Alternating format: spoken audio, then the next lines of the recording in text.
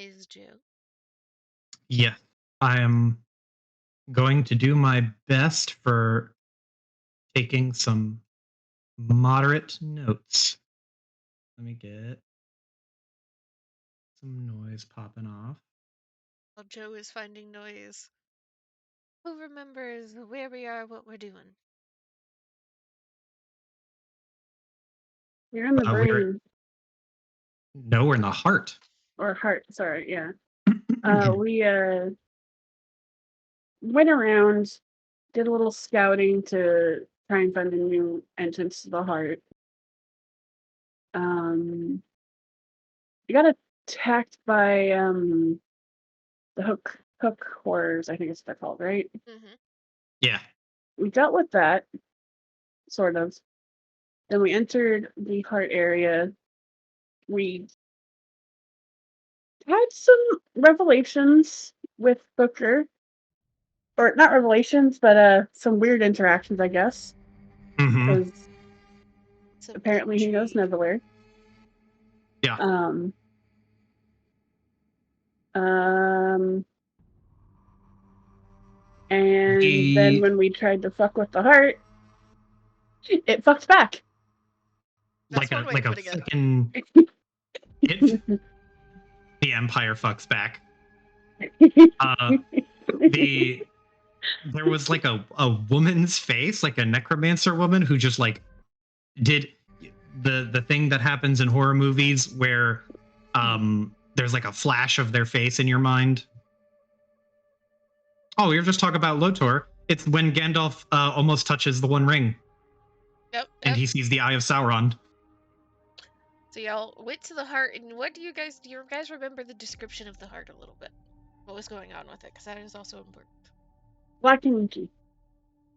Yeah, seems to be golden, but there seems to be some black inky substance of some kind that is spreading across it. And when you guys started to try and fuck with that,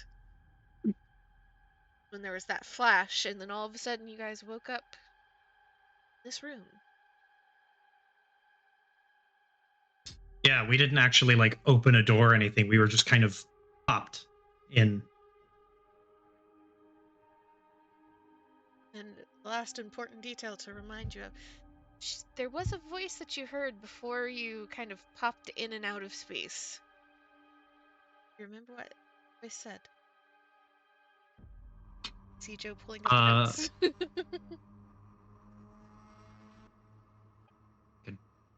The answer is no. You will not take this from me. The answer is Amy wrote it down. Yeah, but the answer is also we don't remember. It was written down. No, shut up. So you all awaken in this room. And you see that there is gold in between tiles and stone. You get the sense that you're probably in the heart. Magic that you sensed from it is stronger, but kind of stretching across the walls and covering some of the cracks where the gold is seen. See that key, dark, black something. In the center of the room, you see a circle etched into the ground with some sort of runes carved deep into it. And it's glowing faintly with a full magic.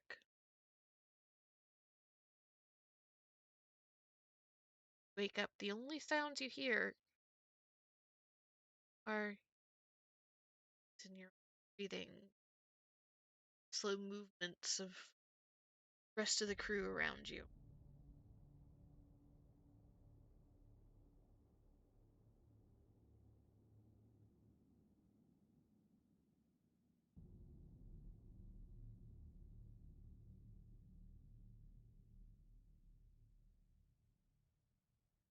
Is everyone okay? That was pretty intense. Are we still have all of our stuff, right? Yes. Okay. Booker will just pat his pockets, pat his coat, check all of the knives are there. And be like, yeah. Yeah, I'm good. Sorta. Good as I can be. Talking to a fucking witch teleporting into a organ. Y'all know her. Oh. No. Do you? No. Please tell me you don't. Oh, thank goodness.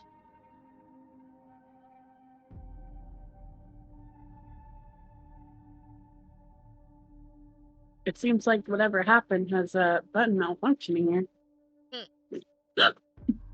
I'll take care of them. We're just gonna strap Button to either Koya or Trixie's back as a backpack for now. Yep.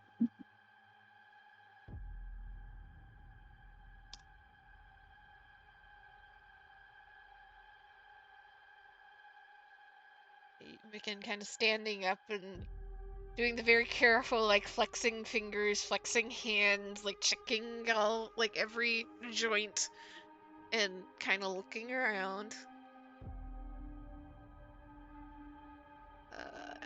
Did the rest of you see the? He just kind of makes a face and like claws his fingers. Booker nods. You didn't recognize her either, did you? Shakes his head. I don't think I want to know who she is. Well, if she's inside this place, we're going to find out. And he is going to pull a knife out and just kind of twirl it around in his fingers. I had a feeling you were going to say something along those lines.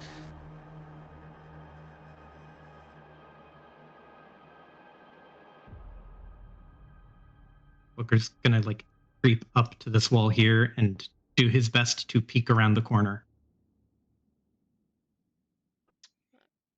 See anything?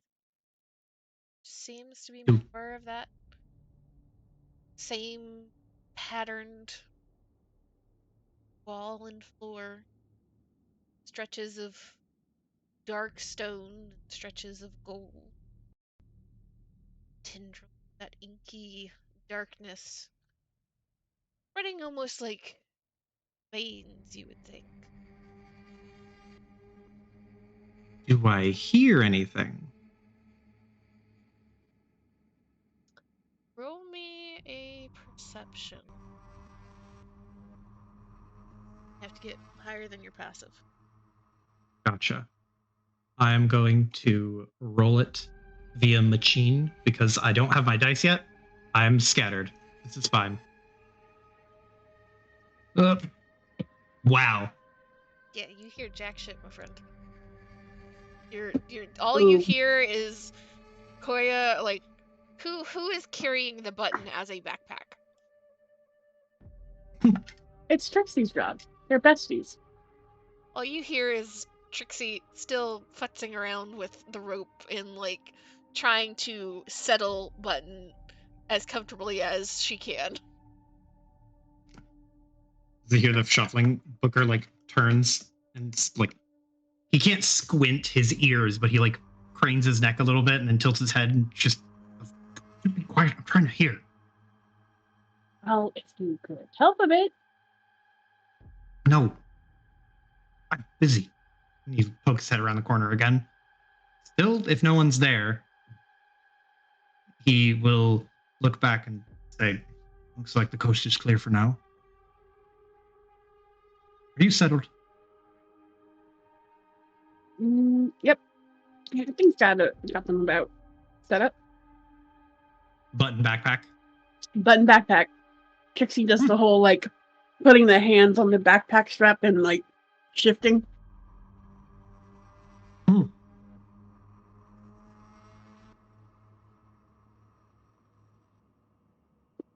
Okay. Above table, does anyone want to take charge? Or like take point? That's what it is.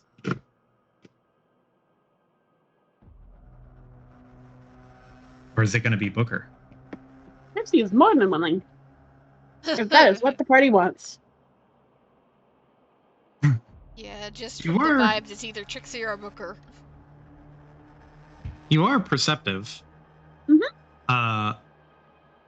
Booker, despite you having a button backpack, Booker will look down ahead and then look at Trixie and be like, "Right on your feet.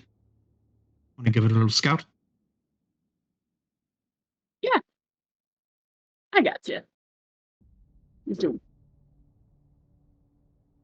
And he like as you're going, he's just like, "Shh, shh." What do I perceive, oh God of mine? As you get round to the next corner, you come across a long hallway reaching to your left and to your right. And further, trying to also judge how far you're seeing. Yeah. You do see, from where you're positioned to your right is a hallway that stretches. You do see the telltale end of the hallway. You're not quite sure if there's passage beyond or not. Then towards your left, over this direction, the hallway just stretches into darkness. Trixie will squint down this way, but take a couple steps to try and see the actual end of the wall here. See a passage heading north. Hmm. You guys are in a maze again.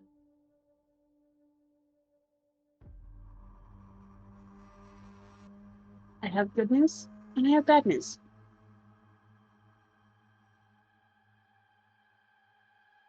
I These don't halls like when seem you say pretty that. short.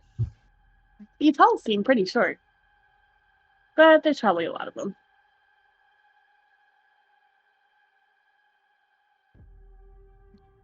Booker just takes a deep breath.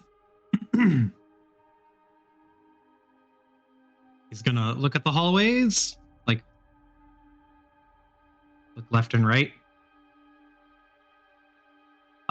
Hold on, I need to do some orientation. So this way, left turn down here. Booker will like look left and right, and then he'll point to the left, his left, which would be east, and he'll just go. Let's go that way.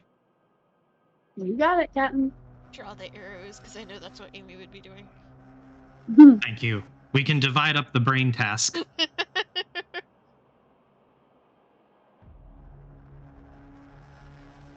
You know, it's what Button would be doing. So Trixie has taken on the lead role since she is now the Button carrier. So I feel like while Button was very methodical with the like drawing the arrows and the button, like I feel like Trixie to some extent on like long stretches, it's less arrow, it's just more like dragging a piece of chalk along Yep. the wall. Oh, yeah, 100%.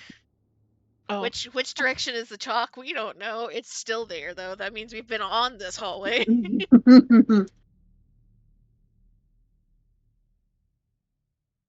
Maybe at the very end of the hallway or like where they make a turn, she'll put an arrow, like an arrowhead. But you know, that's what the other arms are for, just to drag across the wall.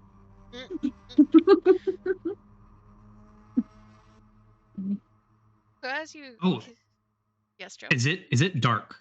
There's no light, is there? There was light coming from the circle in the room that you were in. There's no light in this hallway that you can see. Okay. Micken does have Micken- Micken does have a light source on him though. He's got dancing lights. I know he has a light source, Booker wants to be sneaky, and he just so happens to have another spare eyeball. Micken is perfectly happy with his 3 little dancing lights. He's having a good time. He's minding his own business. He's in I his know he's lane. having a good time. Unfortunately, Booker's going to swerve into his lane and see the dancing lights, and then look at Micken and be like, "Hey, douse the lights." And he'll reach into his coat pocket and pull out another little jar, like a little tiny little inch tall mason jar. There is confusion on Micken's face until he sees the jar produced, and then he turns a little green. Oh no! I'm good. I have magic. See, this works. Hey, you don't want to be surprised by anything in here, do you? You don't want to signal to them that we're coming. He holds out the jar with 4 little ceramorphies in it.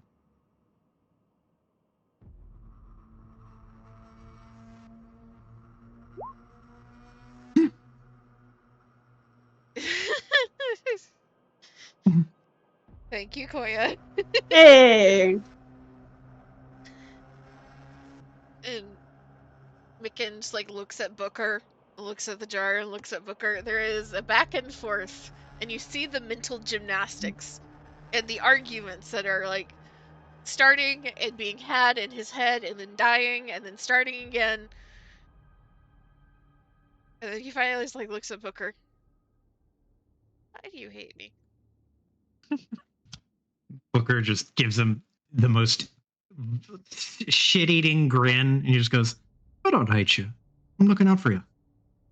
Besides," and he pops the lid off and offers one. He's like, "This jar has some flavor to it. You could think of it that way. Makes it a little bit more No, palatable." stop talking. Stop.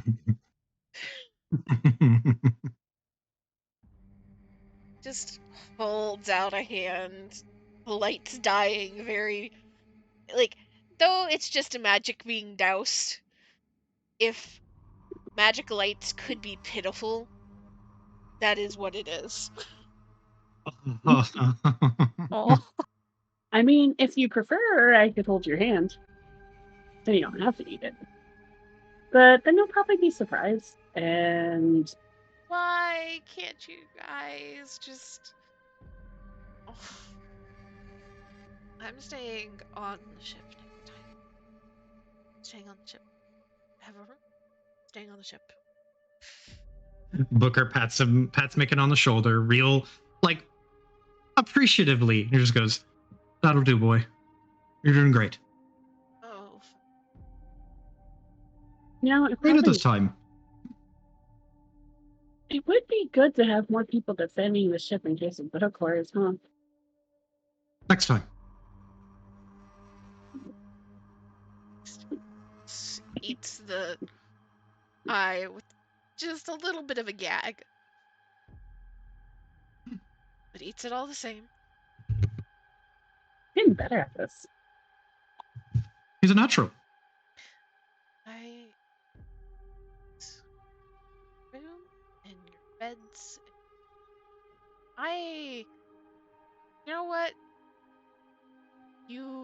He just shakes his finger at Trixie this time. There is nothing beyond the you.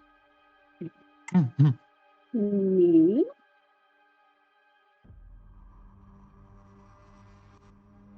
There is no further words. Trixie skips ahead.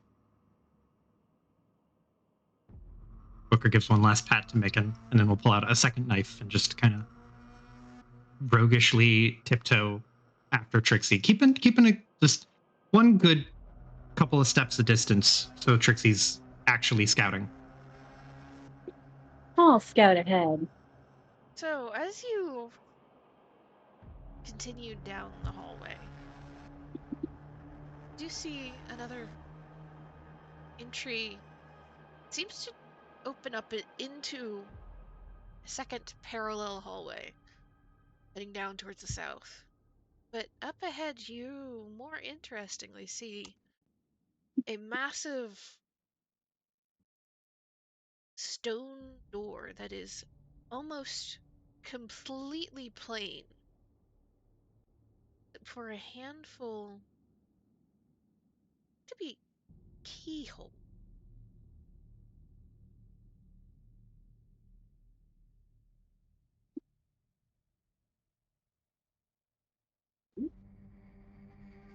And that's this right here. Yes. Kind of a step forward. Stop. Peek around this corner before stepping forward. See anything around the corner, either corner. Then she'll investigate the keyholes. So as you guys are approaching closer towards this door, everybody to make perception checks. Perception. Am I allowed to use guidance on this perception check, or is it not really Yes. like premeditated? Okay. I rolled medium good. That is an 18. You know Thank what? you, guidance. I have guidance too. I forgot that Booker had guidance for the longest time. He gets it because of one of his backgrounds or something. May I also use guidance? Yeah.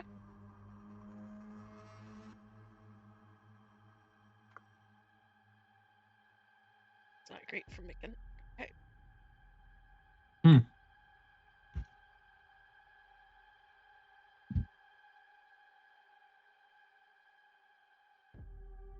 Is it okay if I use guidance as well, please? I said yes. Oh, I didn't hear it. I'm sorry. 20. Dirty 20. 30, 20, and 18 are Nice. two highs. So, as you are approaching,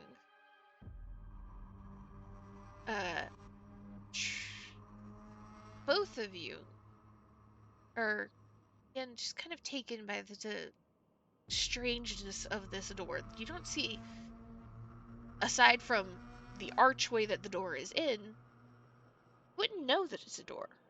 It's just a solid slab of stone. There's no handles, there's no place to try and put your fingers to like slide anything. There's no carvings, but in a perfect triangle about head height for a normal human, there are 3 keyholes. And Booker, it doesn't take much to realize that these keys are magicked in some way, these keyholes. They're not just a standard keyhole. As Booker is coming up and examining this, Trixie, you're kind of leaning a little closer, and you hear very faintly a voice beyond the door. It is extremely muffled. You barely hear that there is anything. There is a voice all the same.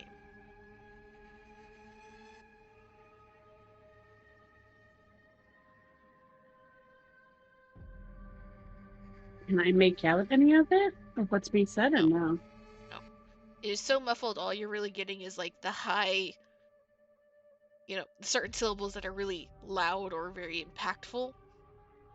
You're not getting any words.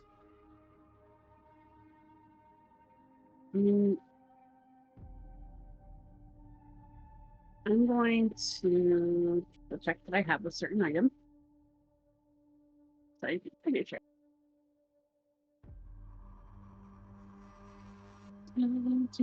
While this is happening, Koya, wisdom save.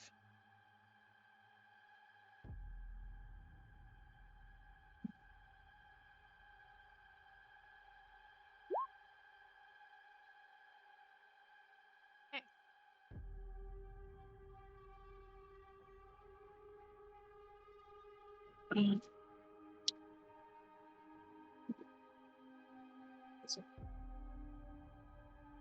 Glasses.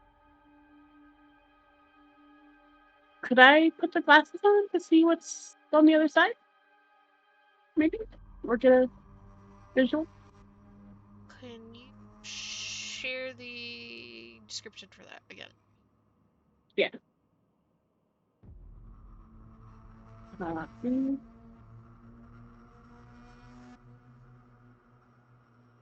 So this slab on the wall, there are only the 3 keyholes, or there are Yes. multiple keyholes? There's only Okay, three. there's only the 3.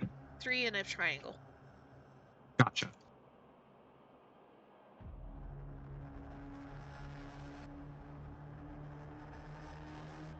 Wait, a triangle?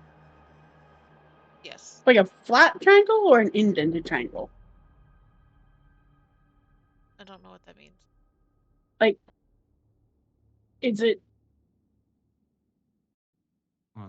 Something. It's like, oh crap. like a pyramid or a triangle? Is the best way I can put it. So it's keyhole, keyhole, keyhole. Yes.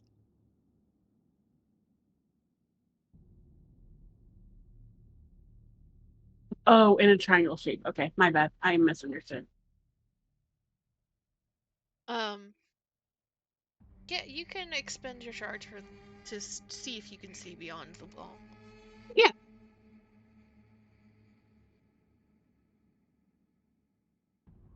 As you... Actually, are you still attuned to them first? Yep. Okay. I don't have anything else to attune to. So. So as you're... Did I not mark your new saloon thing as attuned? I can double check. I don't think you did. If I haven't, then it's supposed to be. Okay. Yeah, you don't get essentially an evolving vestige type item without it being an attuned item. Fair enough. Let me edit that because it was not pretty nice. That's my bad. But as you kind of peer through the door, you get outlines more than anything else. You see a large room, and you are pretty sure are columns. You see figures by the columns that you're not sure what they are. They're tall and broad, but they're not moving at all. Just standing there, almost like suits of armor that would be put on display or something. And at the very end, you see outline of something you think might be an altar, it might be a window, might be something long and low, and a figure in front of it that is moving around, working on something. Very clearly a female figure. And you haven't seen Micken do many rituals type spells, but you have seen him do enough that it seems like there's some sort of ritual spell or incantation or something in the works. So it hasn't really super been clarified, but can Trixie kind of use her telepathy to kind of describe or what she sees essentially? Maybe not in perfect detail, but kind of like a vague understanding, like a picture or a child's drawing of whatever it is she's seeing, kind of thing. Because it's telepathy, it's words, so it'd be exactly the same as if she was speaking out loud. Okay. Understandable. Yeah, there's some kind of weird shit going on over there. Hmm. Looks Can like some kind of Booker magic. can Booker peek through a keyhole? No. Damn it. Worth a shot. It is. Oh, I know. Trixie will use chalk. What? Chalk. Draw on the floor. Oh. Oh, to draw like the shapes of what she sees. Yeah. Yeah, so there's like an altar slash window kind of low and tall shape, and then there's the person working on it or doing something with it, and then there's the female figure. And what else was there? Was that it? Like statues? Or use of armor? Tall, not Yeah, moving. figure in front of the columns. So there's 4 columns with 4 figures. Something on the far end of the room that has a woman in front of it who seems to be doing something akin to a ritual. As far as Trixie is aware, not being able to see fine details, she can't be certain. Gotcha.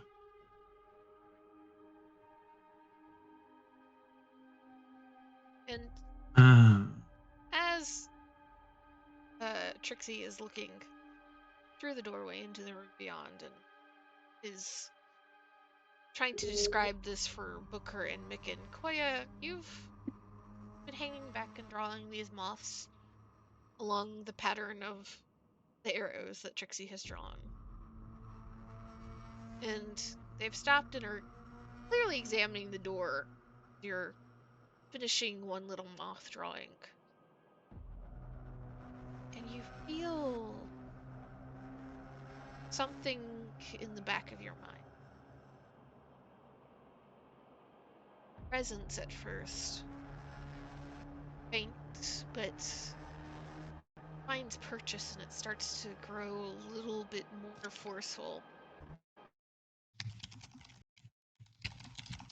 Hear a voice almost like it was whispered over your shoulder.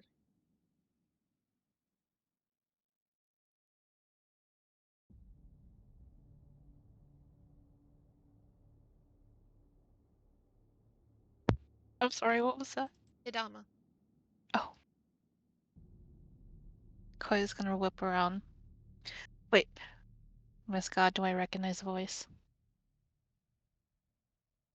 It seems familiar, but it's so quiet that you can't quite place it.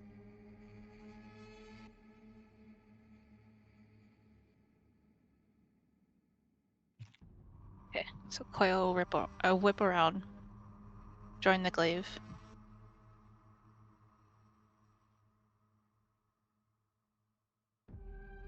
Just your new crew. Open door behind you.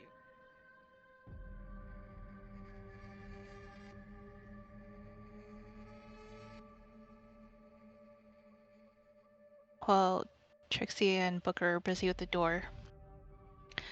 Still holding the glaive, Koya's gonna turn and approach Micken. Are you getting any weird... Are you hearing anything? And just kind of like looks your direction and blinks. And there's just slow shake of the head. Those two, no. Are you hearing strange things?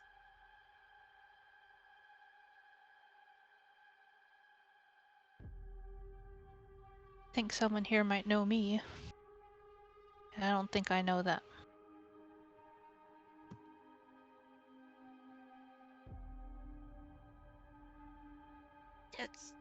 That's not good, right? That sounds like a bad thing.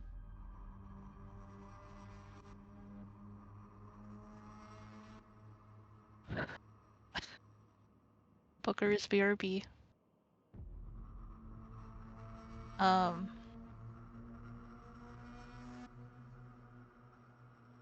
How long do y'all typically... I don't... I'm at ease here. Very uneased. There is like a mouth open and a mouth snapped shut, mouth open again. Well, um, fair. I'm never at ease, really. So,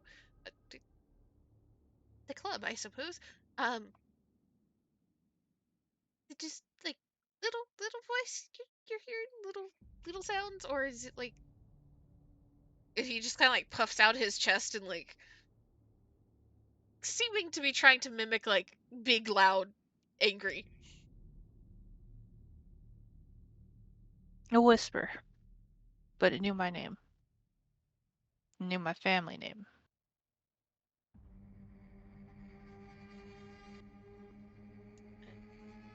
Nods.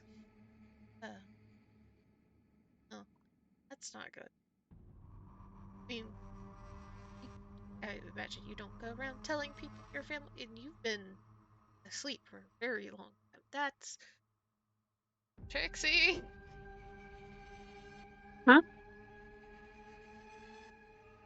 He was in the middle of describing what she was saying to Booker. I imagine, like, yeah, and this is over here, and wait, what? What's up? We'll pause for a second for Joe to get back. Describe it twice. It calls for Trixie, but it's also to get Booker's attention as well. Calls for Trixie. Booker whips around and is like, "What are you calling her for?" Because I don't want to eat anything else. I'm not going to feed you anything else. What's the problem? Wait, Sequoia. I think Booker we got just company. Oh, Booker just spins his knives around and then we'll hustle over here, peek around the corner. There's nothing there. Nothing there. He looks up at Koya.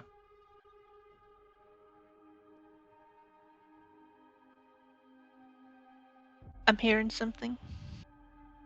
Oh, I heard shit. one thing. What did you hear? Someone said my family name.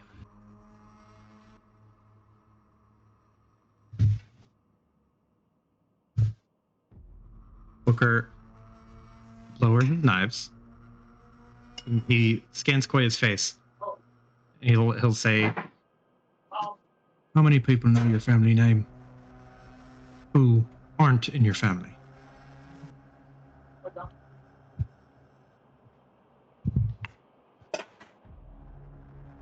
I don't know who survived off of Bodhi, so I can't say for sure, but something here knows I'm here. Remember, they've been, like, unconscious or something? Or... Who kind of looks at Koya a while? Koya shrugs. A while's a good way to put it. Trying to find us. They're back.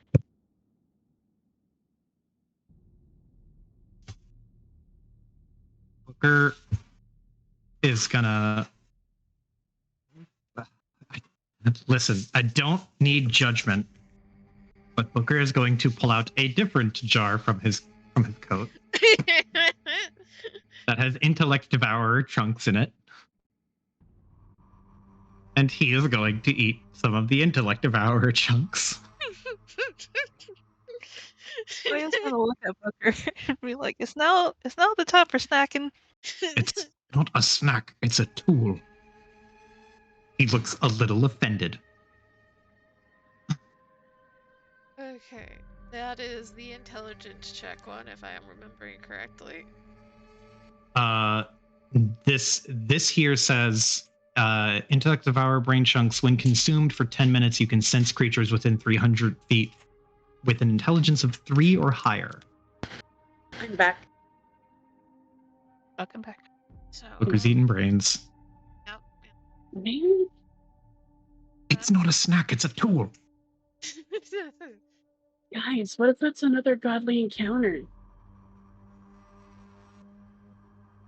We've all had one. Check Booker trying to intelligence of some of these open things. his. trying to open his fucking third eye, and he's getting lip about snacking. Hey, I take offense to that.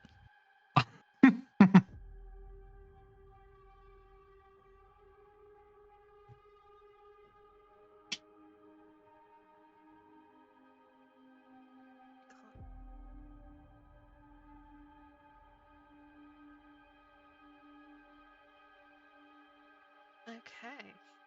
So, Booker, you eat that piece of brain, and like before, it takes a moment. Settle heavy in your stomach before your consciousness kind of expands and you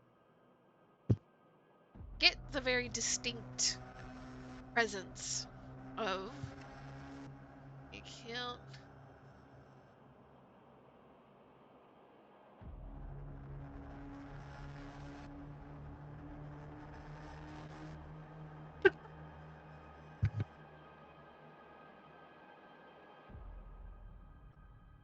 something between 20 and 30 things, though a good portion of them seem to be small, seem to be things that almost don't register to this sense that you have. Only about 10 click for you. There's 5 beyond the door that you were just examining. And here.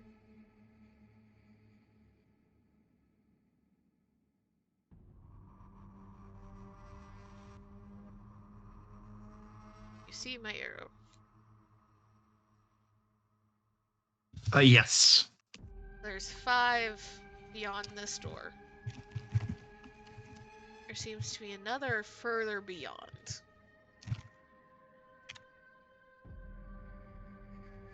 Be something over this direction. A whole bunch of the tiny things that barely blip seem to be this direction.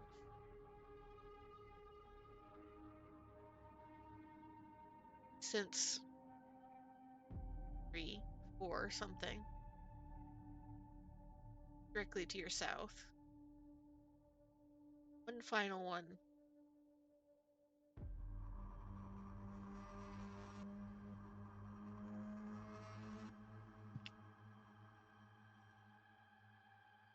So it was 4 to the south, 1 to the southeast. What was the other directions? I'm sorry. I'm trying to take notes and it's fucking hard. Yeah. About 3 or 4 to directly to your south. 1 to your southeast. Mm-hmm. 5 in the room towards your east. 1 to the northeast. 1 to the northwest. A bunch of tiny ones kind of towards your west and your southwest.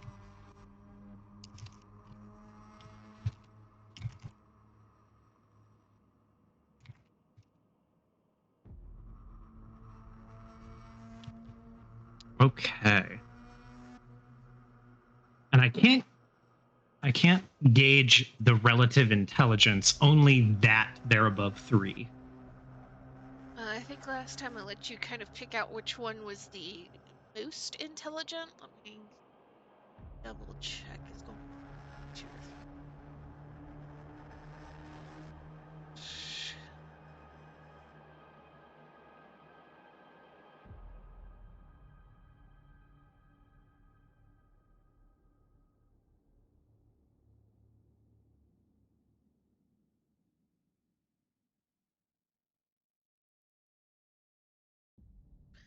So the most intelligent things that you can see, it seems to be either one of the ones in the room towards your west or the one to the south, or not, towards your east or southeast.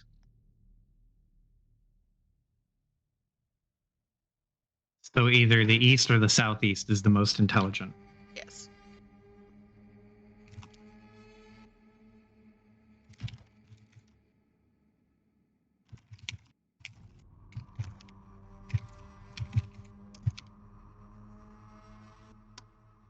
Booker's like looks so thinking soft. about it. She's very soft. She's also very baby. Booker like thinks about it for a second and looks.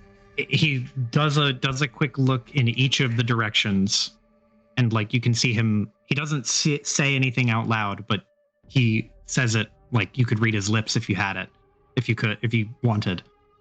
Counting like 1, 5, 3, 4, 1, and then like a look of like whoa as he gets to the bunch of them, like two, maybe a number too high to count, to the south by southwest one, and he goes all the way around in a circle. And he looks at Koya, or he looks at Koya and then Mikan and Trixie, and gestures his head to the west, like down this hall. He goes, "We should go that way. Might be a little safer.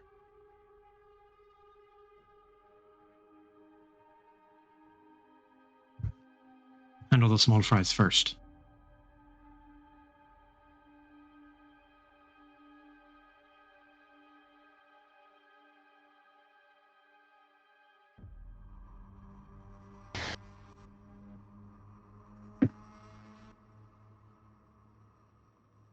What did Booker say? I understood that there's a lot of enemies, but what did Booker say? Yeah. He nodded in the direction of the one with the biggest population of least threatening intelligences, and was like, "We should go that way." Yeah. Okay. Booker essentially summarized that everything in this direction are pretty high intelligence. So theoretically, stronger, more problematic things this direction. There's more of them, but they are seemingly less intelligent. Got it. And he'll refocus in on Koya and say, "I don't know where the voice in your head's coming from, but it's definitely not going to be the weak ones. Stronger ones are that way." And he nods his head behind them, like to the east.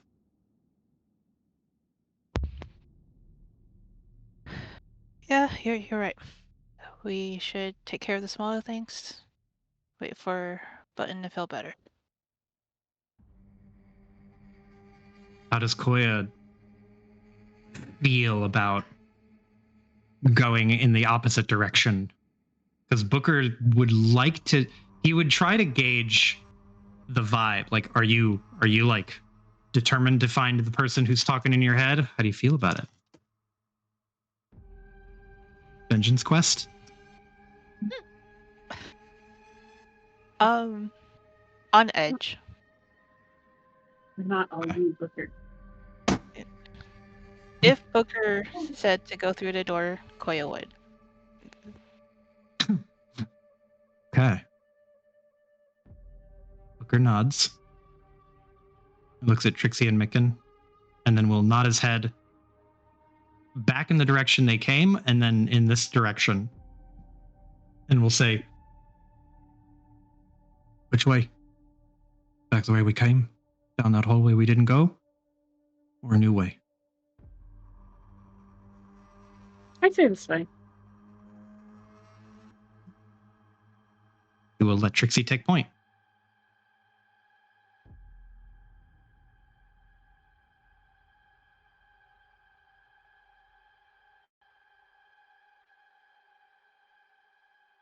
I say this so that we don't have to draw more and confuse Button.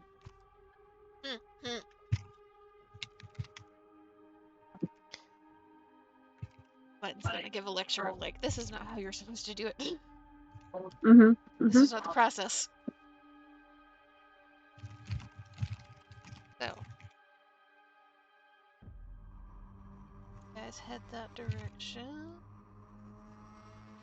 As you're walking, still everything seems to be just eerily quiet. You've moved away from the door only a step or two away, and you stopped being able to hear the voice beyond. And for the moment, at least, Koya, there's not been anything else that has reached out to your mind. Though that feeling of somebody trying to kind of hold on to some thread of your consciousness, like desperately trying to keep a tab on you, still there. So it's fate.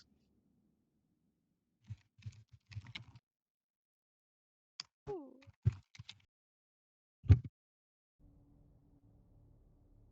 Wide Megan. And as you get further down the hallway, uh, see that eventually it does seem to end, but as you turn the corner, you see that it just continues around a loop, though there is a much smaller archway. Seems to lead into a narrower tunnel.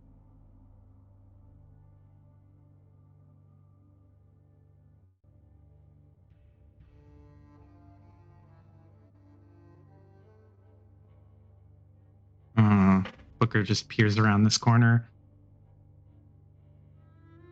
And he'll just hustle over here and peer down this hallway. God, this place is a maze. For real, for real. If it helps you at all, it is a rectangular maze, so it is longer west to east than it is north to south. Booker does kind of help. Will run down here and is going to head towards this smaller hallway because it's different.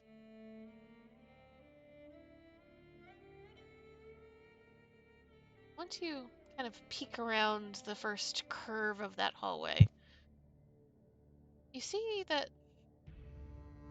the inky darkness that covers certain sections of the walls and floors and ceiling doesn't seem to stretch into this hallway.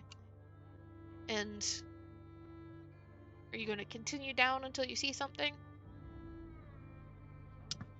Stealthily, yes. Get you around here. Yeah.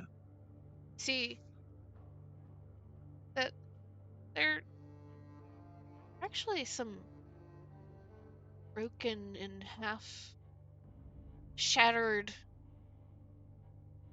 barrels and crates and chests tucked in various corners. Occasionally there's one or two that seem to be whole, kind of piled or under a stack of other broken ones.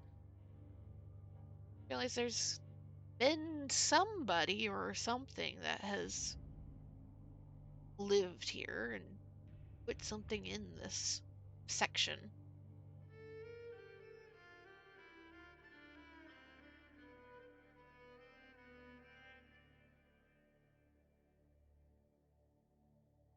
Booker's going to keep tiptoeing forward, hoping that eventually this comes to an end.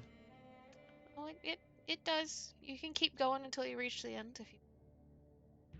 Is Booker like very clearly trying to be stealthy here? Yes. Yeah, he is full on like waist high cover movement, like crouch hustling from corner to corner. Trixie will telepathically send him like, weren't we supposed to be fighting the things that way? He'll up a finger, like to say like 1 second. And he's going to continue down this way. Keep continuing down this way. As you reach last bend, find yourself in a room where there's still more stacks of seemingly broken crates and barrels and such. However, there is a large wooden chest that's centered squarely on the far wall. Seems to be old and aged. The metal that perhaps was shiny at one point seems to have tarnished. The dark wood is no longer pristine, rather bumpy and seeming like it could be in use of repair.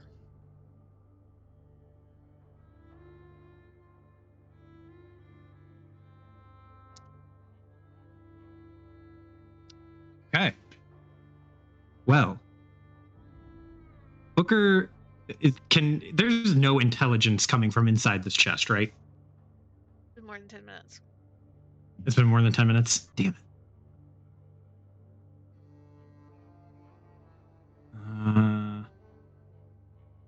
3 or 4 to the south. Is there any sort of, so this chest is here and there's like broken barrels and crates and other things, Mm-hmm. and something's been living here, or something was? Yeah, it kind of gives you the vibe of like abandoned storage room almost.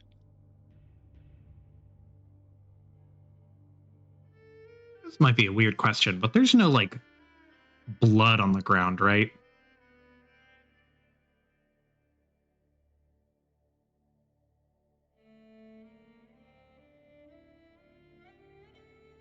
Still the dark kind of pumice stone of the floor. So if you'd like to roll an investigation, you can see. I would like to roll an investigation check. I think I'm actually good at it. Yes.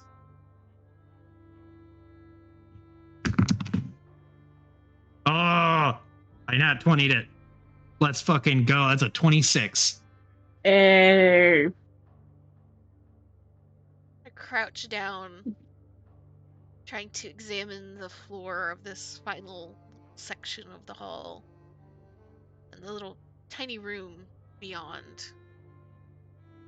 To your change of angle, you can see that there is a darkening of the stone around this chest. You're not sure if it's blood or something else, but there certainly has been something around and underneath it. Trixie'll again send to Booker. Are you gonna open it or what? Booker will, like, I imagine he's kind of crouched in front of it at the distance he is, and he's just like Slav squat looking at it. Mm-hmm. And when Trixie asks, he points with his knife at the areas where he can see the substance TM. And he just shakes his head a little bit and he goes, I don't trust it. Something's wrong.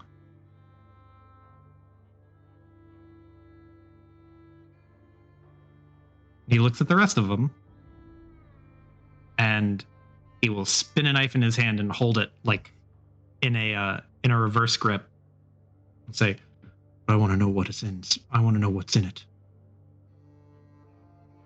Well, if you need a better range.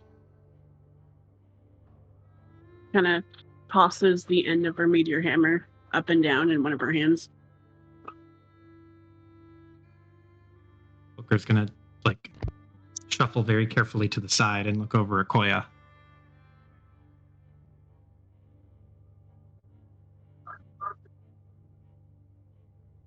Koya will blink. Do you want to stick? He tips his head towards it as if to do like the come here, like the come here gesture. Like squeeze past the boy. Gooch's past making.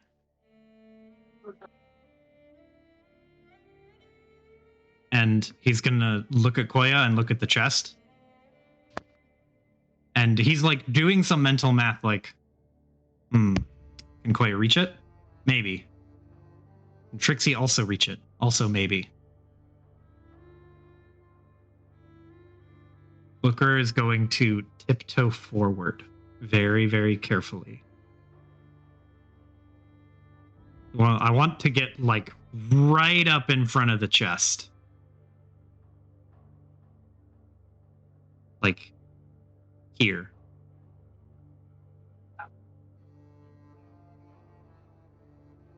Yeah.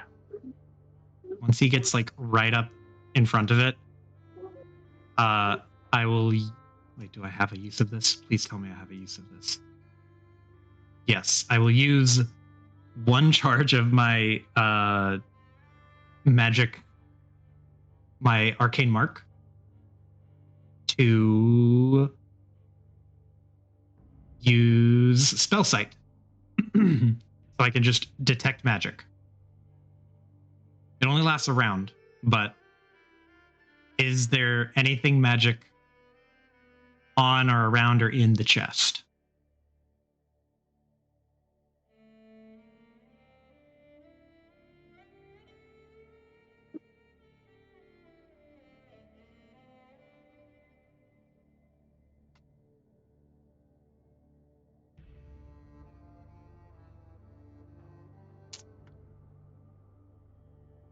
It seems that the chest itself is magical in nature. Ah.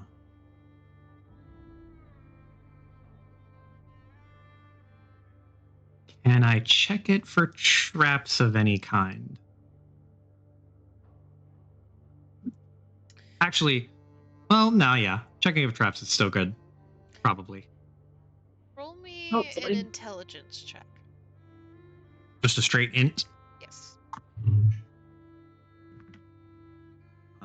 Less good. That is a 12. Not quite sure.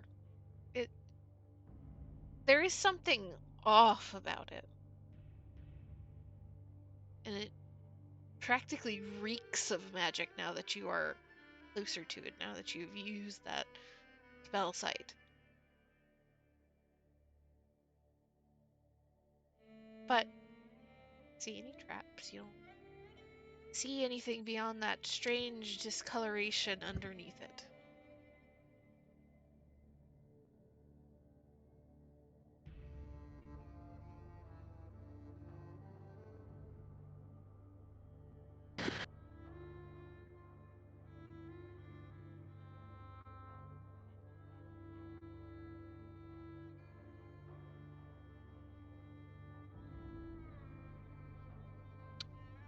Would Booker know about mimics? I imagine Booker is well traveled enough that he has heard of them, yes. Okay.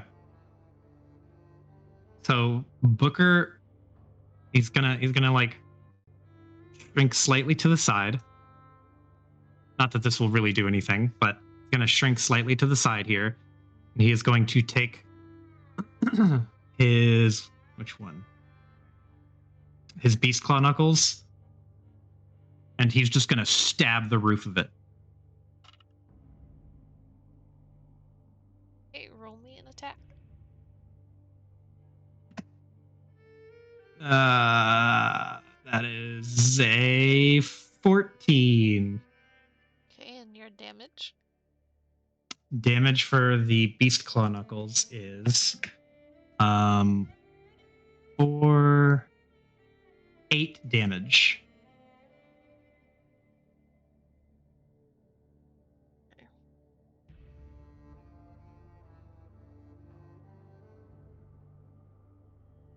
So as you spin your knife and stab it down into the lid of this chest,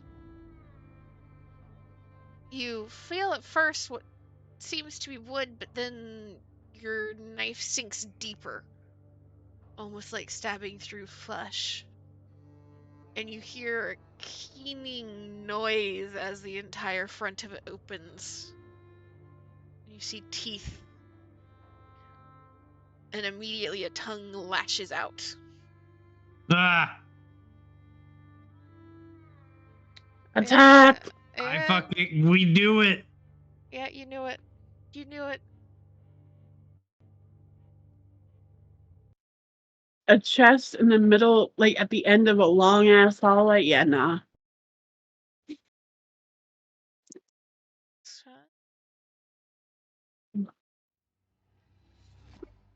This is ambush predator shit here. Yeah, yeah. We're about to ambush this predator. Already got him. Oh god, it's fucking big. This That's what Gross. she said. is a greater mimic. Gross. Oh fuck. Hi, Amy. Hello. Hey, you're just in Why? time. What? I What do you found a mean? I gross just, thing. Button has been turned into a backpack for the time being. why did I hear Greater Mimic is the first thing I hear? Because you came GIF in in just in chat. time for combat. What? Can I leave? If you're not feeling up to it, you can certainly leave if you would like. No, I am feeling better. It's more like, oh, why? This What did is y'all do? Somebody want to fill in Amy while people roll their initiatives? Look, my Dungeon. character sheet. Yeah, okay, that makes sense. I got Dungeon, there's things with a little bit of intelligence. Other things with a little bit of intelligence, but not a lot. I took notes. Yeah. Really a good roll. God damn, Koya. Right? Koya on it. It's not happening again. Koya's on edge. Koya's like, fuck all this. I'm hearing Fuck all of whispers and shit.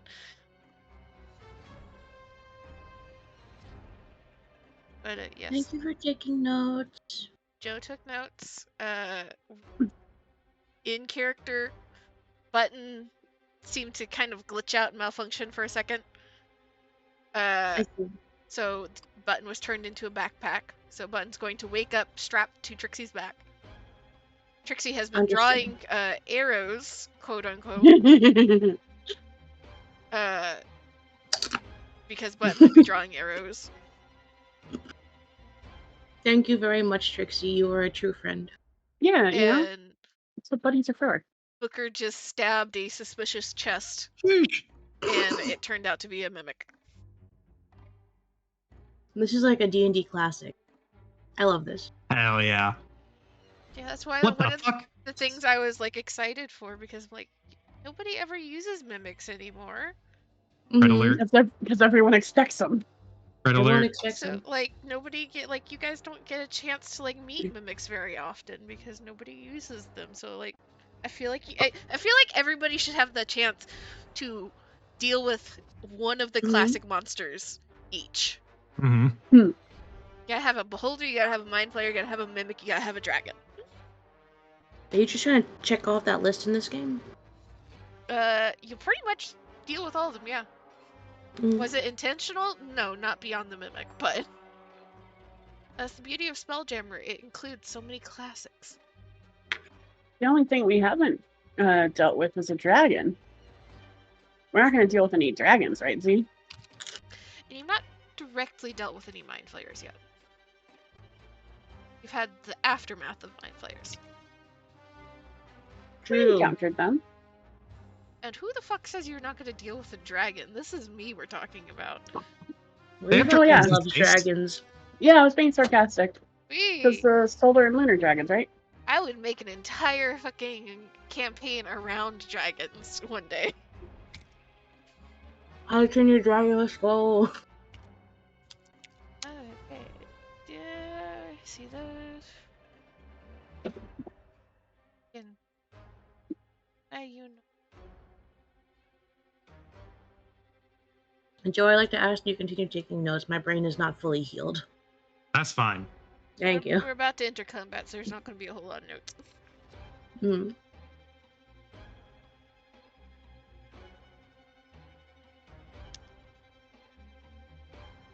Okay.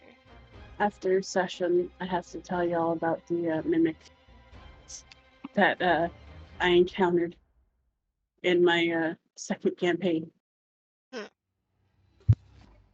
Okay.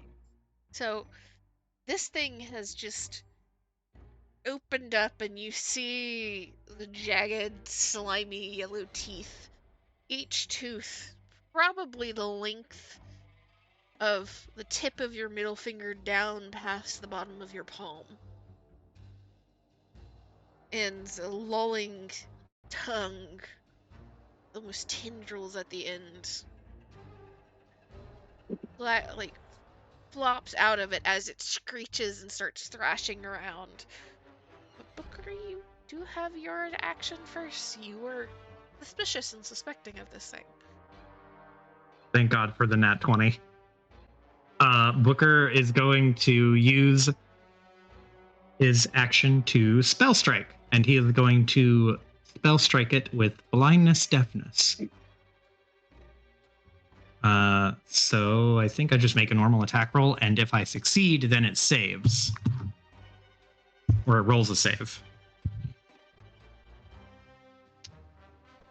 Wish I could guide my own attack roll in the amount of time that it would take to attack. Ah! That is a... What's my fucking bonus? I'm attacking with the Beast Claw Knuckles, and that is a +8 for a 21 to hit. That'll hit. That's going to be for a 9 slashing damage. And I think because I rolled a 21 total, yes, if the attack roll is odd, I apply a bleeding effect. It will take 1d4 damage on the start of its turn if it's susceptible to bleeding at all. It would be, yes.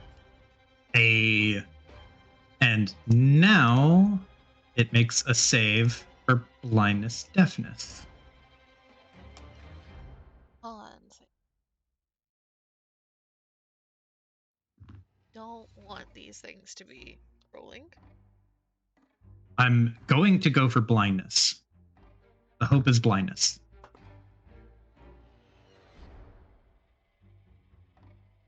It does apply. It just falls short. Oh, Short by Hey. exactly 1. let's fucking go. We're in it. We in it, boys. Attack.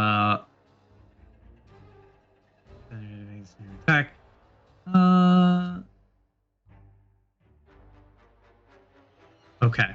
Then now that he is spell struck in it, he's going to use his bonus action to attack with the Beast Claw Knuckles again. We're just going for straight damage now. That's not a modified 20 to hit. And 20 will still hit. And 7 slashing damage. Or sorry, wait, is it slashing damage? I think this dagger is... No, it's 7 piercing damage. Okay.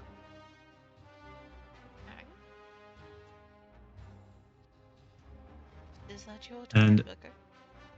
Yes, that is his turn. Oh yeah, you're up next.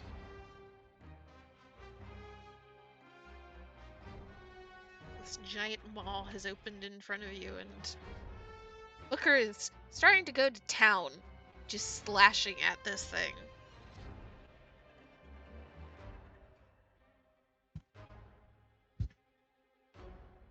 We are going in with the glaive. Family. Alright. Boop.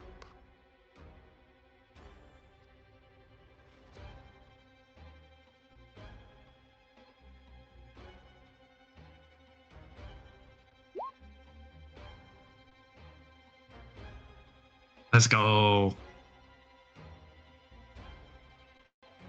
Chunky hit.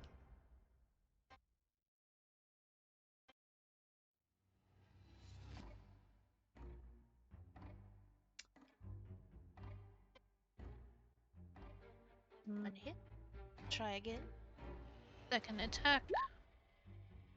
Hey, what is with you in like the 20s tonight? 23, and she's still mad at me. Because Koya's goaded. Koya is spooked. I think that's it for me. You bring the glaive crashing down on top of it. And you can see that as both Booker and Koya are striking at it, slashing at the top where this wood would be, seems to give resistance almost like a carapace would. And cracks. You see just kind of dark maroon flesh underneath. Trixie. Gonna trigger the astral arms Okay. if I can find the ability, but I can't find it right now.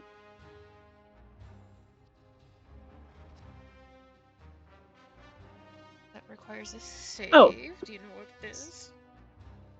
First thing. Set button down. Yeah, you hear the gears starting to turn, and you just hear, I imagine, just a like very small, what? Yeah. Oh, hey, you're back with us, just in time. What? Oh no. Hope you're ready for a fight. Big monster, stick that way. Yeah. Which fucking way is it? I can't see shit. But go, Trixie.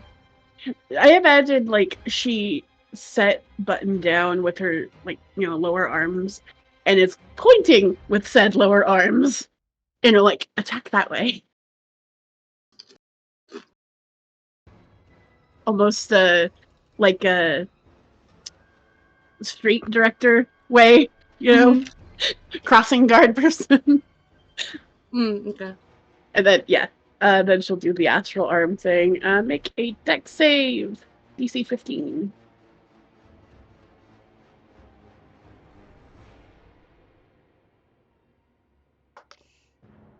That's a nat 20 on the deck save.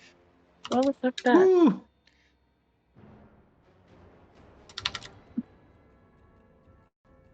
Gonna move up and closer. And do a punchy punch.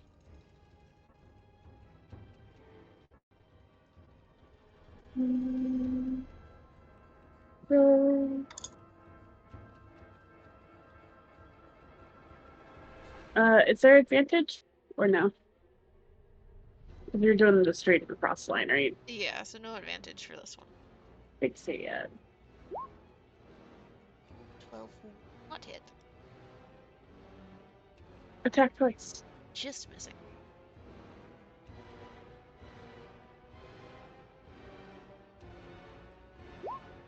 What the fuck?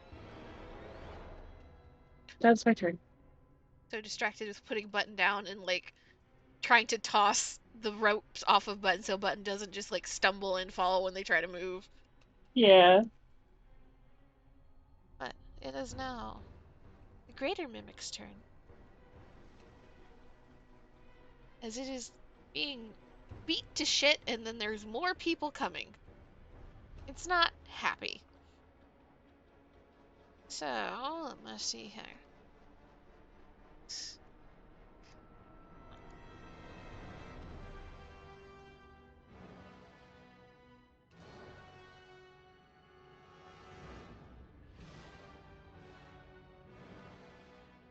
Marvel at the glory of a greater mimic. Is it a king size? Goddamn. It's a California king size. Oh my god, no wonder people fall for it. But it will attack those that are hurting it a lot, which means, Koya, you are first and foremost, because that was a lot of damage.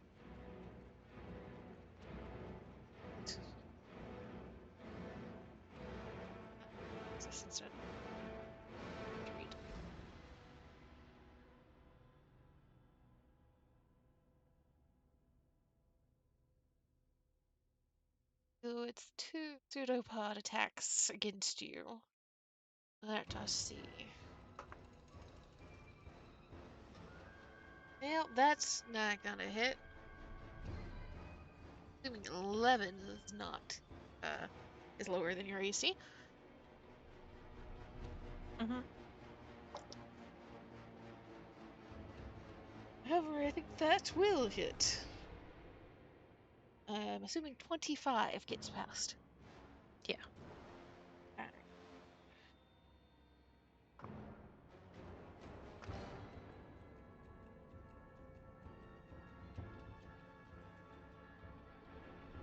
So that is 13 bludgeoning damage that it does to you, and you are considered grappled by it.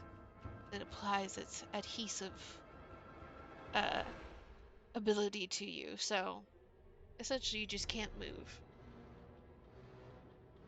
Unless you want to spend your action trying to escape, which will be a strength check.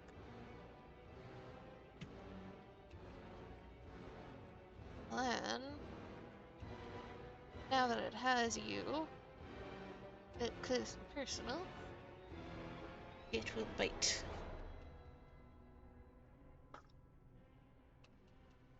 It's a dirty 20 hit. Ugh.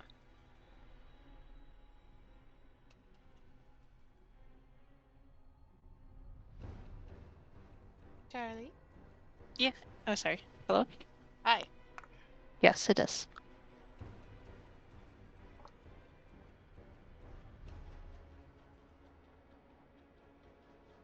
18 piercing damage. Plus an additional 2 acid damage.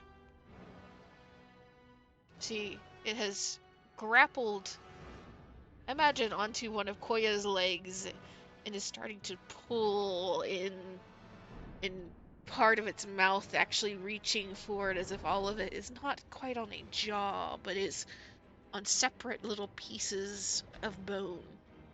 It's starting to wrap around Koya's knee and gnaw.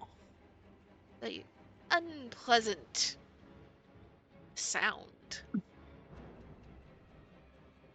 Button, you have just woken up. Last thing you remember is seeing a face in your head, somebody saying, "You will not take this from me." And then you woke up strapped to Trixie's back in the darkness with somebody talking about a mimic?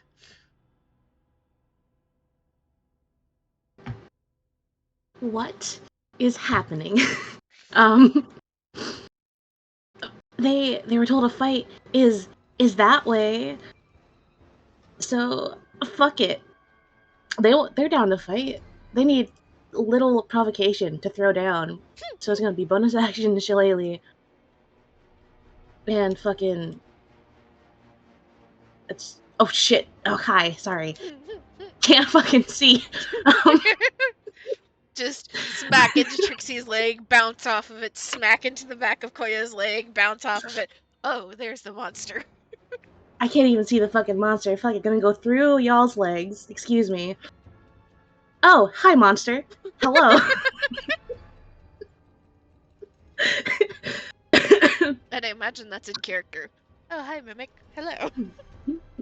Hello. I would like to fight. And Button's gonna smack with stick.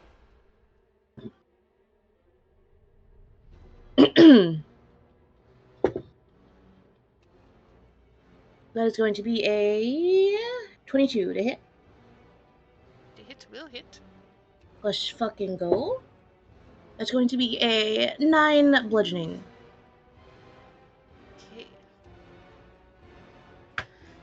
That's all, folks. Perfect. Playfect. Found the monster. Hard part's over. To double check what your dex is. Okay. Going first. I scoots up, sees monster, and see what you get. No, There's a lot of shit going on. He doesn't want to accidentally injure anybody. It's fucking second level magic missile.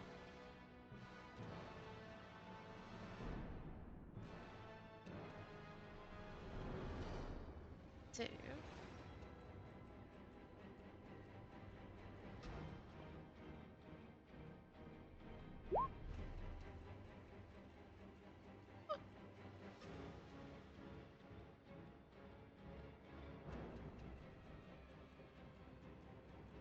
sure.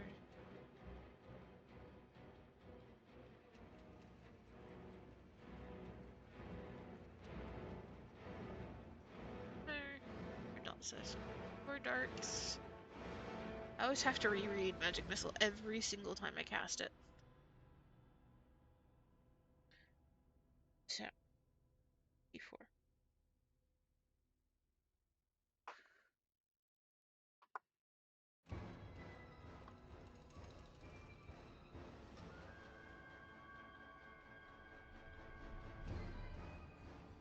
Total 14 damage.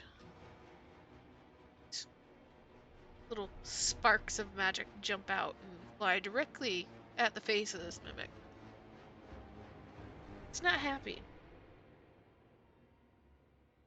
But as it lets out just another kind of keening nails on chalkboard noise,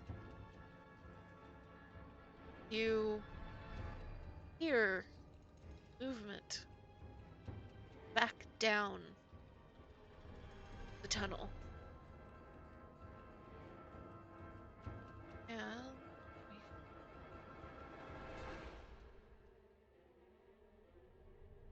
as you hear that movement, Micken looks behind, and you just hear, "Oh no, we have problems."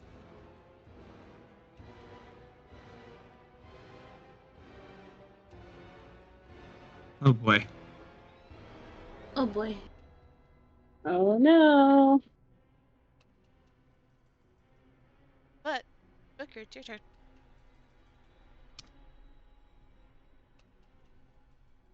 Okay. I do have Misty Step. So I don't know if this is actually how you intend it, but Booker has vision like to hearish, but that cuts through two walls. Yeah, you can't really see through the walls. Booker, in a show of concern, he hears Micken say that. Can Booker see like right here, like right in front of Micken? I'd say if you leaned forward a little bit, he would be able to. Can Booker lean forward and Misty Step to be in front of Micken? Yes. Booker hears that, looks towards Micken, who I imagine is looking behind us. Yep. And he will Misty Step, poop, and poof, over here. And he will get into a defensive stance to keep Micken behind him. Aw, Booker. Aw. As you poof into the area directly in front of Micken, you see that one of the barrels she passed earlier is crawling down the hallway. Long tendrils sticking out of a mouth at the very top, dragging itself your direction. Oh, you ugly fucker. Misty Step over here, and then he is gonna step up in front of it, and he's going to attack twice. Just straight up cut him up. Nothing fancy here. Oh, it's not a natural 1, but it certainly isn't very good. That's a natural 2. Oof. For a total of 10. Not quite. Very close, but not quite. Second verse, same as the first. That's better. It's a 9 for a 17. That will hit. Oh, okay. So that'll be 4 for 9 points of slashing damage. And because I rolled a 17, it is bleeding as well, And go which ahead it and roll takes on that its turn. D4 for the big one. Gotcha. The big one, that's 3 bleeding damage. And I don't think this bleeding persists. I don't know if it does 1d4 every turn or if it's just it does 1d4 the next turn and then it's done. The next turn, and then it's done. Okay, that's what I thought. But we didn't get that D4 last round, so that's what you get for the last time Gotcha. this one went. This one is also bleeding. Is that your turn? That is his turn. Oh yeah, you're being gnawed on by this giant one. There's stuff going on behind you, but I think you're a little bit more concerned about the teeth in your knee. I'm like, hello? Yes. Yes, I Hello? am. Okay. Is this thing looking worse for wear? Or worse than I am? Because I'm looking pretty bad. It's definitely more busted up than it was at the start of this. It's kind of hard to tell because it's still somewhere between object and creature, but it is definitely busted up.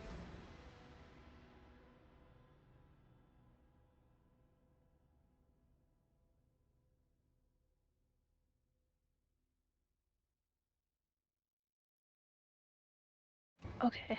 I think what were you just do our dual attack. Don't forget, you also have second wind to heal yourself a bit.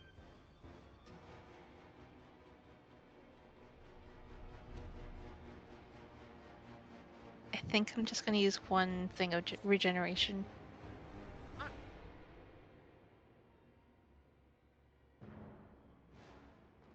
The 3. Okay. Chloe's gonna take her glaive and just stab it down.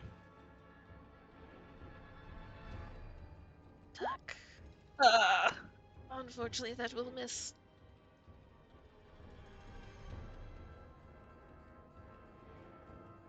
That will hit, though. I imagine the first one just like slides off of it just slightly. And she curses in frustration and stabs back down. Just glancing off along one of the teeth, and then you bring it down again, and as you stab into it, you hear another grumbling sound from deep within, and you feel it starting to kind of grind down on your leg a little bit more. Is that your turn, Koya? That is my turn, yes. Trixie. Booker's got behind us handled, right? Yeah. Okay. Trixie almost closer. Actually, no, she won't. Because she can still hit from here. So she can be in both places if needed. Or she can keep eyes, I mean. I attack. That'll hit. Sweet. It rolled damage already, right? Yep. Okay.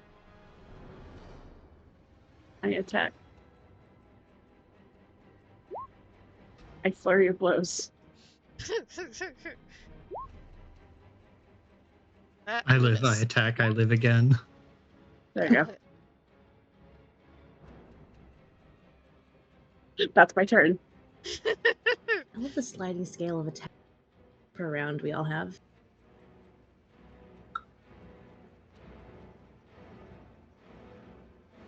You just start continuing to just Calm down. throw your meteor hammer at this thing. Oh no, it's astral arms.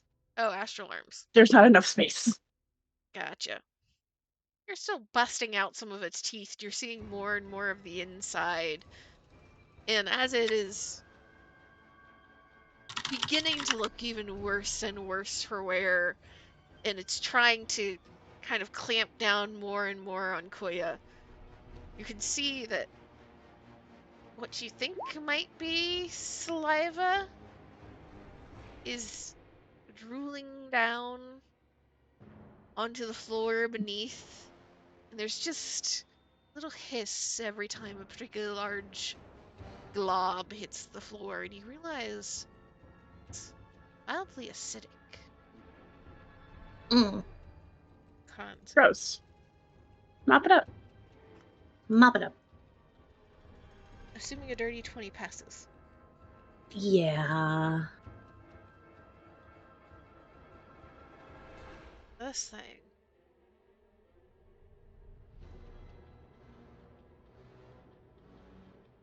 It'll bite Koya again.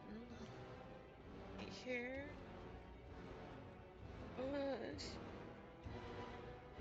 15, Koya.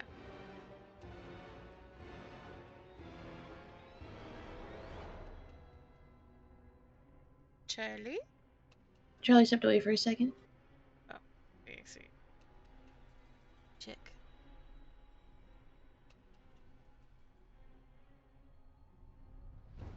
Sheet. Dean will not hit.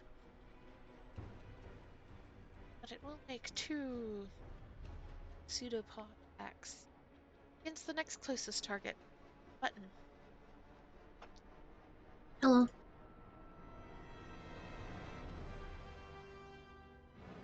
Doing a 24 will hit. Yep. Then the other one. Ooh.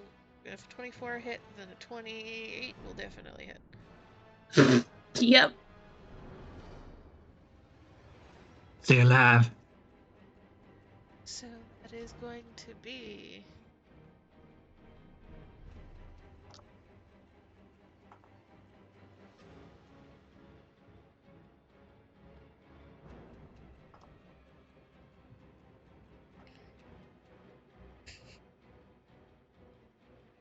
Oh my god. How did it...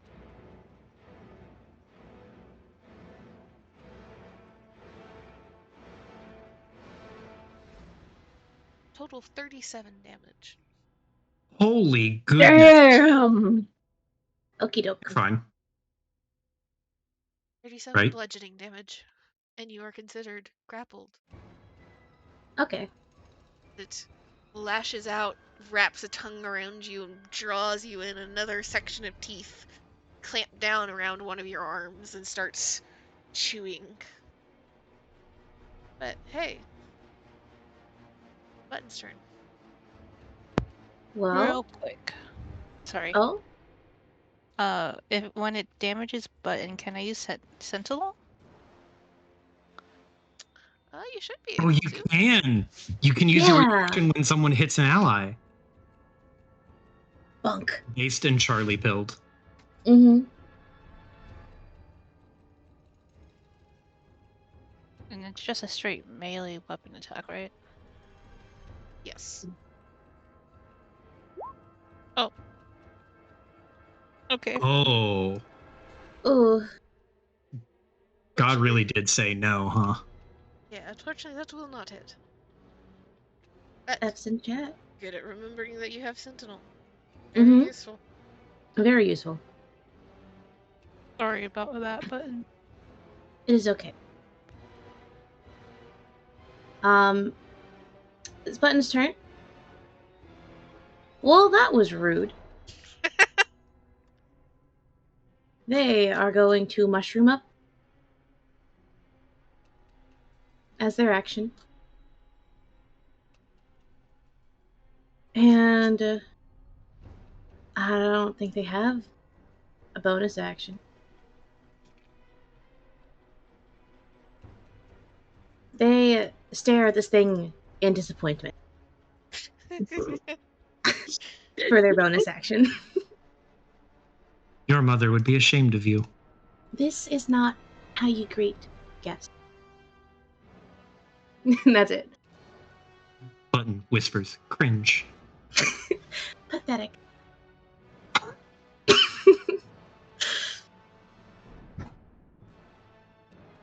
But yeah, that's it. You can hit them if you'd like. Oh, wait, is mushrooming up your action? Yeah, Oh, okay. Got you. that's why I usually try and do this before fights. But Button kind of woke up at the start. Right, and that brings up Micken's turn. Micken's not super thrilled about where he is and what is going on. Double check this.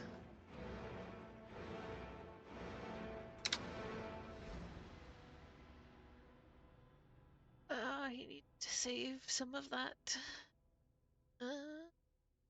Got really level 12s. Oh, wait, Z.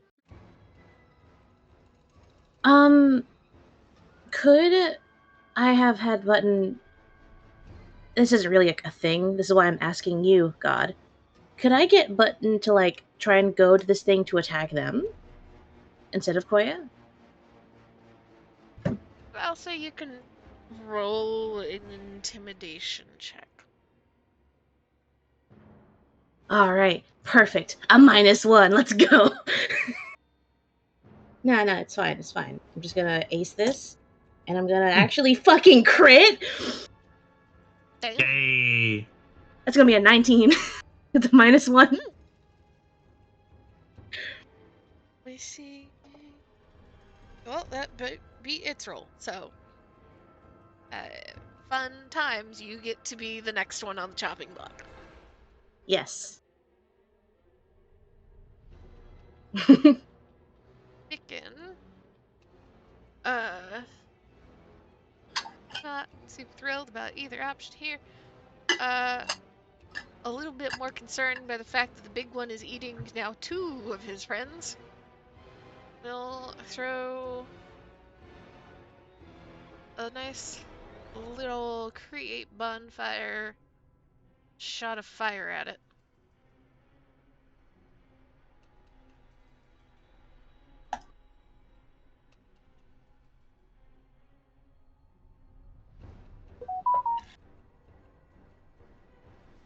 Well,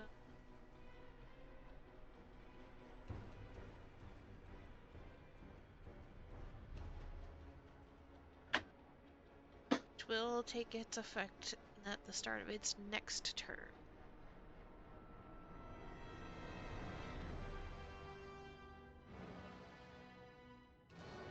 This one is directly in front of Booker.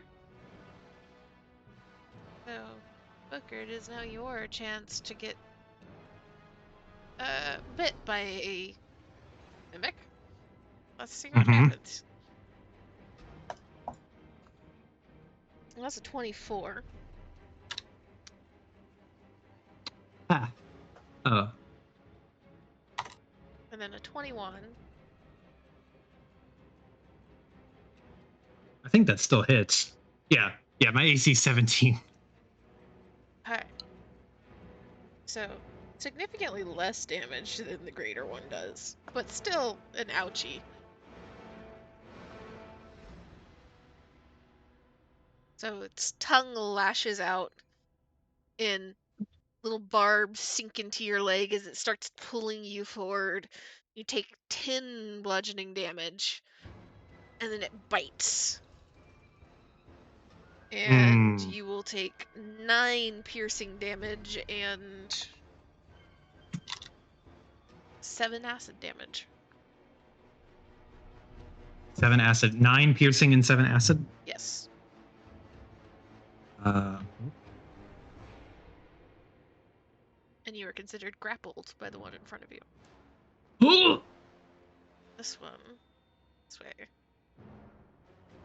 But it is your turn, Booker. Booker And kill. roll the d4 for the one in front of you. You're right. That's going to be 3 bleeding damage. Well, I'm not grappled with you. You're grappled with me. And Booker is going to just start stabbing like fucking crazy.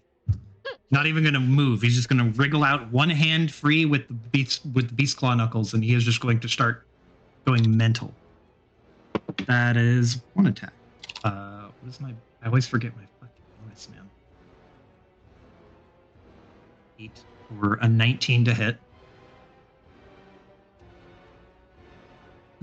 19 will definitely hit. Nice. That's going to be 8 piercing damage. Sorry, Okay. 7? No, 8. 8 piercing damage. Attack number 2. That's going to be another 19 Okay. for 6 piercing damage. And last one, because of my bonus action 2-weapon fighting with the Beast Claw Knuckles, which is just attacking a 3rd time with them, is a low roll for a 14 to hit. Hit. Oh, thank God. And that's going to be another 6 piercing damage. Just repeatedly puncturing it. And the first roll and the second roll were 19, so it will take the 1d4 bleed damage on the next go around. Gotcha. Just for sake of clarity, small ones you need a 12, big one you need a 13. Gotcha. These have really low ACs. Thank God. Mm-hmm. That's why I can throw a couple of them at you. We love low AC here. Oh yeah. This giant chest in front of you now has both you and Button, and is seemingly determined to eat both of you at the same time.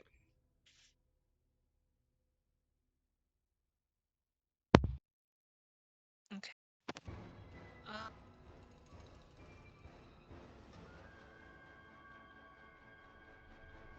Oh, I don't suppose if I use a strength check to help Button. Could I use a strength check to help Button? Or would it be me specifically to get out of grapple? I'd say since you guys are right beside each other, you could try to yoink Button out. It would take your action. Mm-hmm. Okay. Honestly, you're free to just attack and try and kill this thing. True. Yeah, Button has this shitload of temp HP to burn Yeah. through. Button is the smallest tank to ever tank. They are inconvenienced at the moment. Gotcha. Okay. They're just like, this is kind of gross. I don't like this. Why are you doing I don't this? like this. First and second. How do you want to do this?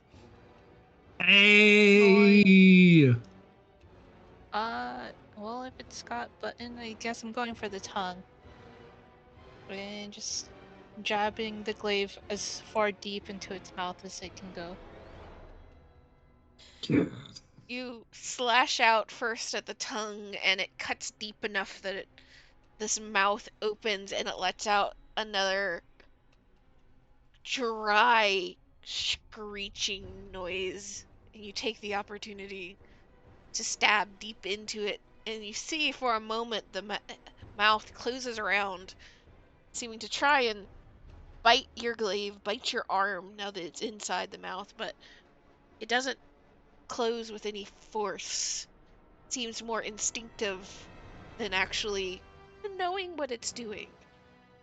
And after a moment, the teeth and tongue goes slack. And both you and Button are released.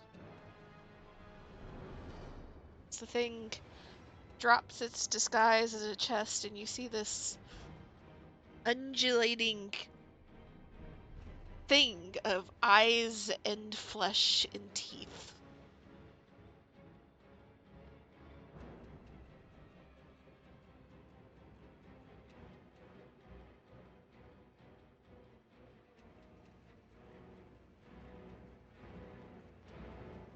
Is there anything else you'd like to do with your action? That will be it for me. Alright, Trixie. Koya has just stabbed this thing to death. There's shit still going on behind you. Cool.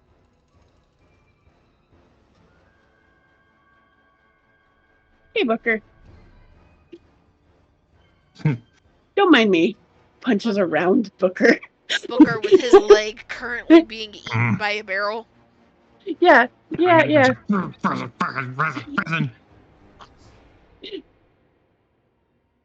don't know why, but I'm just imagining this as Trixie standing behind Booker, and what you would think would be like a hug from behind, but it's just punches. She has 10-foot reach. Astral arms, you think are gonna hug you, don't. And instead attack the arms barrel. and extendo fingers.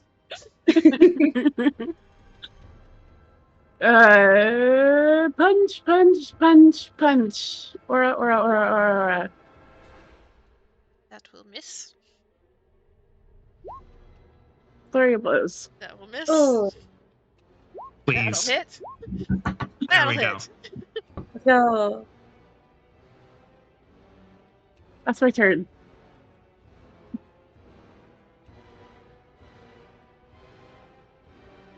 This thing seems to be barely hanging on by a thread. You see most of the what looks to be wood on the sides have either shattered or fallen off completely. You see just the flesh underneath. This thing is dead. Button. Trixie has disappeared from behind you, and you hear the sound of cracking. From behind? Hmm? Well, time to go fucking investigate. The fuck's over here? Hold on. Gonna fucking blind Button again.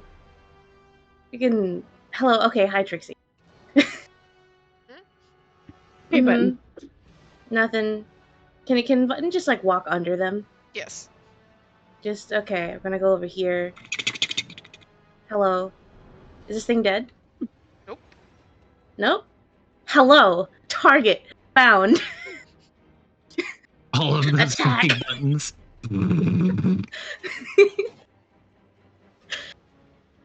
Fucking found you. It's going to be 7 plus 8. Fuck, Matt. 15. That'll hit. Let's go. It's going to be 8 bludgeoning. And Button's gonna heal for 3. How would you like to do this?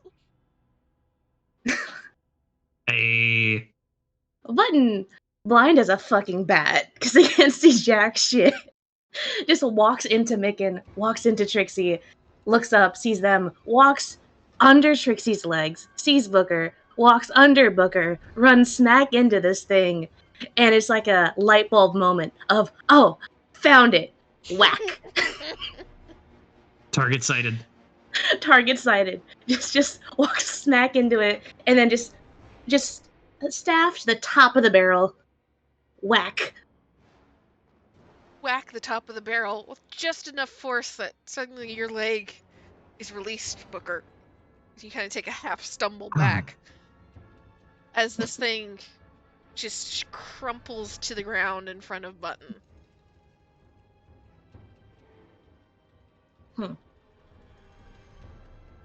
However, you still hear the sound of another one moving beyond. You see Micken kind of poke around the corner. Poke around the corner. And you see like lean forward, and it's just at the edge of your vision Button. See him lean forward, see something, immediately lean back, lean forward again, lean back, and then lean forward one more time and actually cast the spell here. And do another magic missile.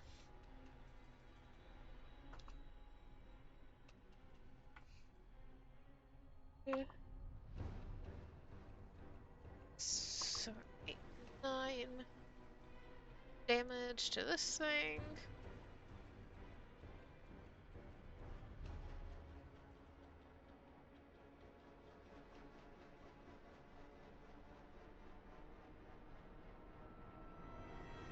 But then it is its turn. And it's gonna come over here and make it the first one up on the chopping block. Oh, the boy. Yeah. The boy with nothing for his AC. You have shield, right, Megan? Well, shield's not gonna help him when it's nat 20. This thing is going to die. Stay alive, Micken. Stay Or alive. else. You're going to get married. That one will miss. And then bite. Even with shield, that's gonna be too low. He does take a pseudopod attack, is considered grappled, and is going to take the bite. So.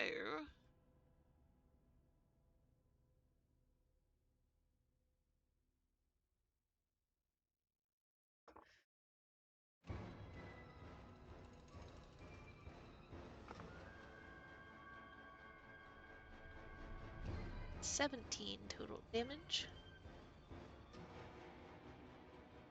Still alive, right? Oh yeah, he's a little bit. He's nearly half, but he's alive. Booker, Good it's work. your turn. Booker, kill. Button killed this one, right? Yes. Yep. Okay.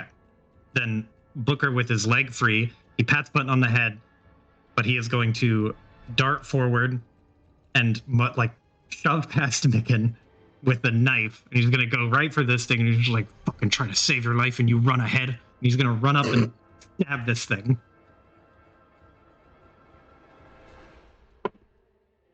Oh my god, man. Is that that one? That's a nat one. God, that hurts. Ooh. Right now, of all times, Booker's trying to be a good boy. Mm-hmm. That thing really hurt his leg. You're right, it did. That's the first attack. Second attack is going to be that's much better. That's a 21. That'll definitely hit. And that'll be 7 piercing. And then one last attack with the dual weapon fighting. Which will, Jesus Christ. That's another nat 1, man. Ooh. Are you That okay? fucking hurts. Generally, My those freaking dice like you. bones. Yeah, for real. What's wrong with you guys? You guys need to talk? Booker, Booker, can you do me a favor? What? Just move a little, please. No. Booker!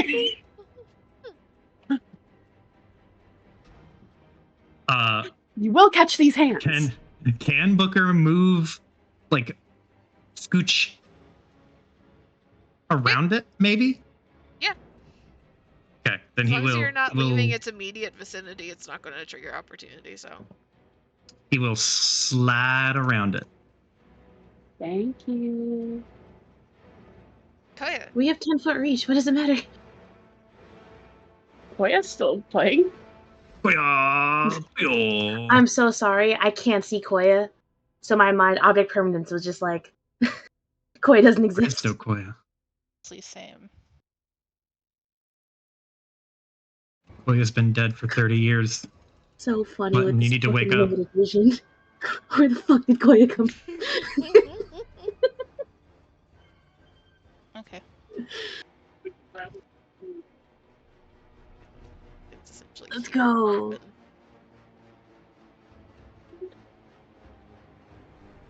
Megan, please.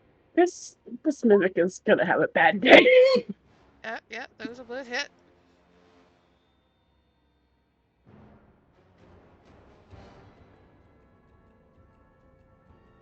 stab intern. You start stabbing it. It's this poor crate that was just hungry is all of a sudden getting the shit beat out of it as it's chewing on Micken's foot. Micken is trying very hard to like scramble away, not quite sure how to get out. Trixie. Kill. Now there's advantage, right? Yeah. Awesome.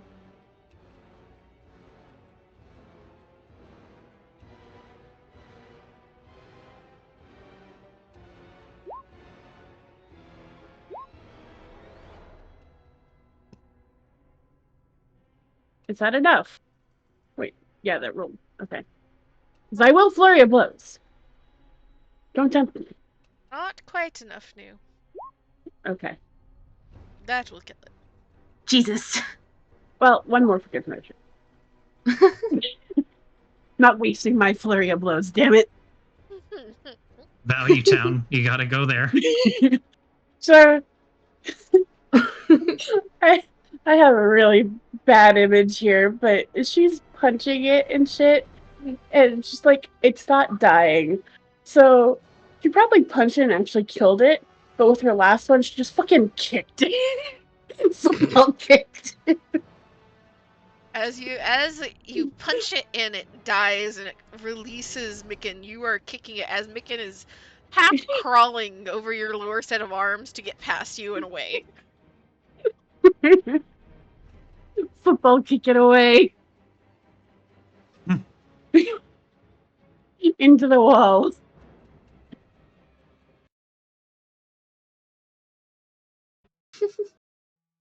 Ugh.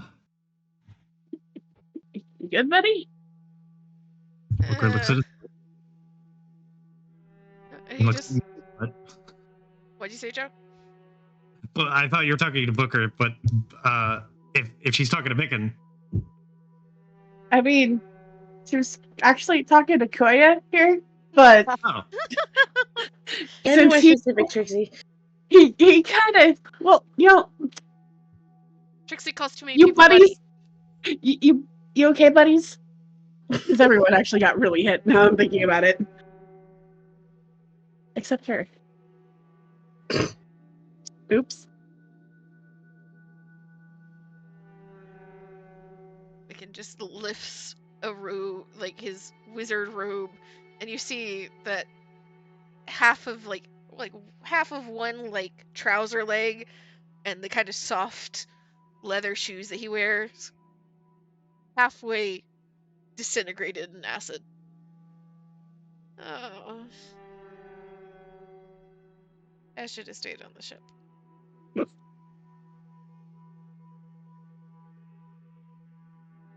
The more you say it, it's not going to change the fact that you're here. Yeah, but I can daydream that I'm not here. From you guys? I am confused.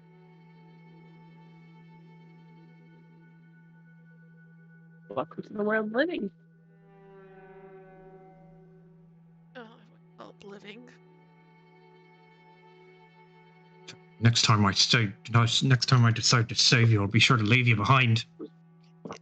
Booker says, like sitting on the ground, futzing with his like half-chewed boot. Micken like opens his mouth, frowns. He closes his mouth. Going to say thank you.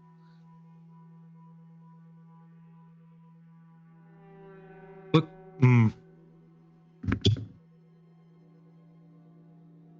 I rolled another nat one. Booker opens his mouth. He's like, "Yeah, well, you didn't say it fast enough." I'll just grumpily sit down and undo his laces and start fixing his boot. Just both arms held out in Booker's direction as he's looking at like Trixie and Koya in the general universal what the fuck gesture. Button mimics the gesture. Insert Discord shrug emote.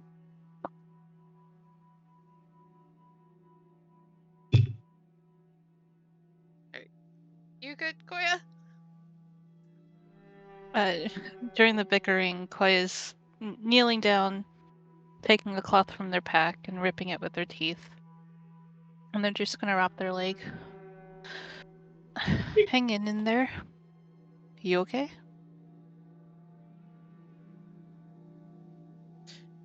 I'm gonna boot. You and me both. At least you guys don't need new legs. Cringe. Oh, I can help repair both.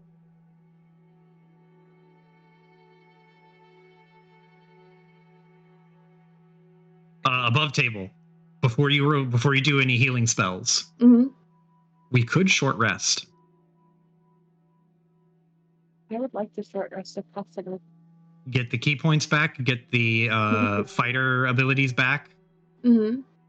Either way, Button will cast Mending to help repair things. Oh, Trixie, That's you what you about meant. that. I forgot that she had that spell. Trixie forgot she Yeah. had that spell. Yes. That's why my both boots and legs. Button can try and help heal. But I'll be amenable to a short rest, if you all would like. Or, if nothing else, to fill in Button on what the fuck happened while Button was short The circuited. fuck happened here? Short rest. Short rests all around. That sounds. Nap time. Okay, where the fuck are we? What is this place? What the fuck is all of this? Button is lost. Button doesn't have a map. They're just pacing, distressed.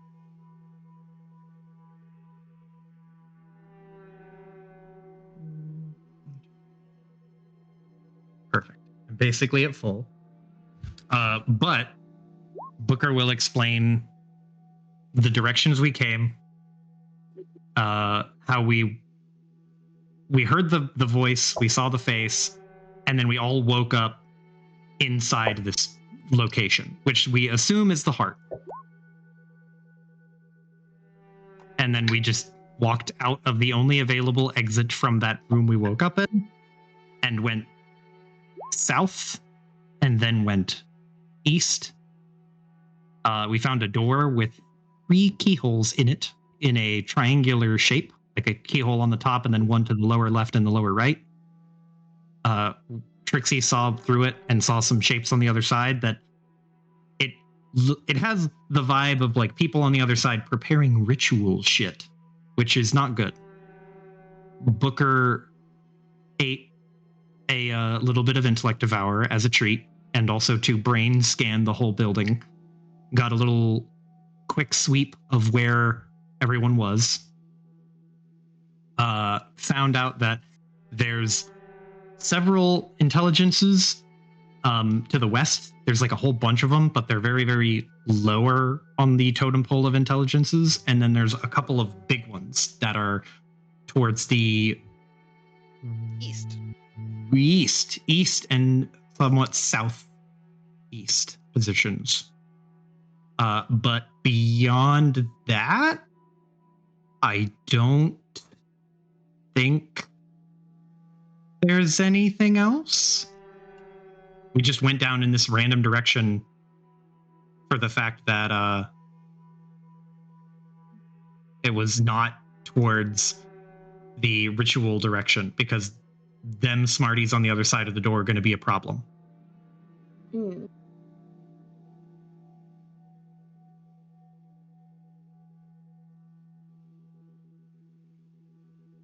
Do you have any more eyeballs to offer Button? Booker has plenty, and he will gladly give Button one of his 4 remaining intellect. No, not brain chunks. 3 remaining Ceramorph eyes. As Button was wandering around in the dark a little bit, kind of bumbling, if you will. And Booker will be like, "Hey, if you can't see," and he'll reach in and pull out the little mason jar and roll it over to Button. "Eat one of those." Just don't eat the glass, just the eyeball. It's like, you stop Button, like, because they were just holding it the whole jar up. And they stopped. The booger. Oh. They put it down. They open the jar. They pull out an eyeball. They close the jar. Booker's watching like a hawk. Button just carefully closes the jar. And, like, he just rolled it over, right? Yeah. Button walks up to Booker and then just stops right in front of him and then just rolls it over back to him. Remind me the distance on the site for that one.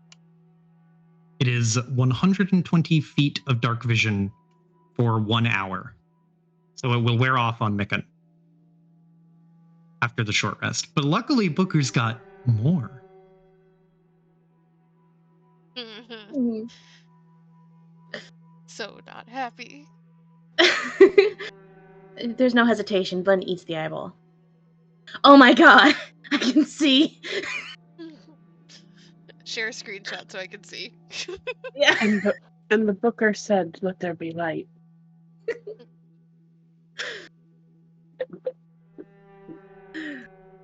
Booker would just pat Mikan and be like, eventually you'll get used to the flavor.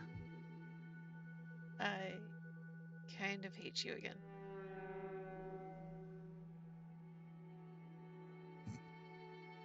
What does it taste?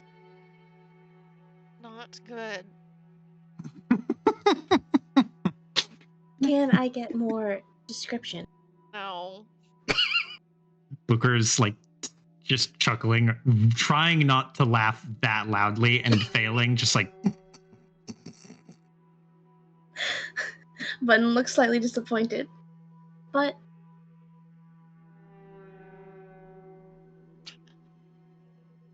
He just wants to know. Mikan is in his feels again. You're not getting an answer.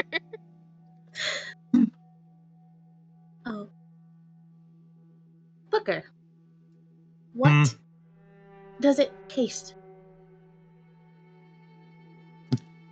He just scoffs. Not good, I'll tell you that much. There's The probably answer ways was to prepare already it, given. but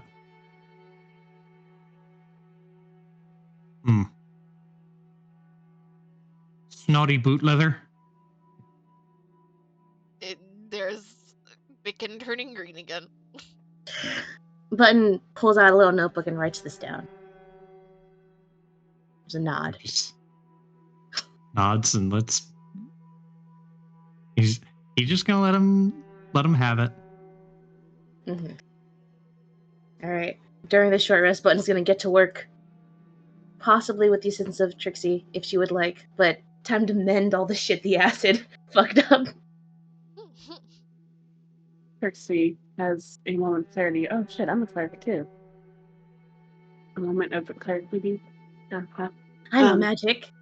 I can do this. I can do this. She will help Koya. Mm-hmm. She can't heal, but she can fix stuff. Gonna help mend Mikan before mending Booker. Button probably also mends himself.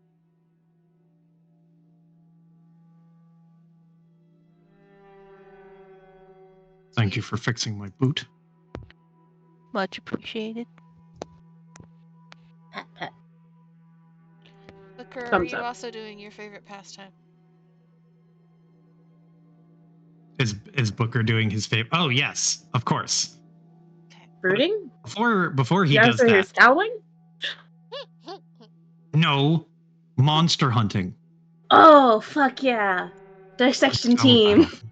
So he can do his Scowl second that favorite often. pastime, eating monster parts. Was it Booker just anime grumpily- Delicious in the Dungeon? Delicious in dungeon. Yeah, honestly, like, the more I hear about that fucking anime, the more I'm like, yeah, it's pretty adjacent to this campaign at this point. Oh, it's not So, like that. So Totally group like watch that. at some point? It's really good. I've never seen it. I've just seen memes about it. It's so cute. But Sal do think actually it recommended has- it to me. I have not watched a whole bunch of it, but I have seen like a little section. They have a better take on animated armor than D&D has. I like their take on little animated slug armor. things. Yeah. Like animated armor rather than it just being like magic cast on armor to give it kind of a little bit of consciousness. It's a colony of like little almost like mollusks that just fill up like the inside of the armor and are able to make that's it move. sick. And so you can like crack open an armor and there's a whole bunch of like essentially mollusks and like oysters and shit inside it. That's sick. And because they're social, that's why there's so many of them and they end up taking up a full suit of armor and like they try to keep all the armor pieces together because they're social creatures and want to live in a colony. Aw, It's sick while also being sick. you're so cute. But yes, I need to real quick. our favorite pastime, or Booker's favorite pastime.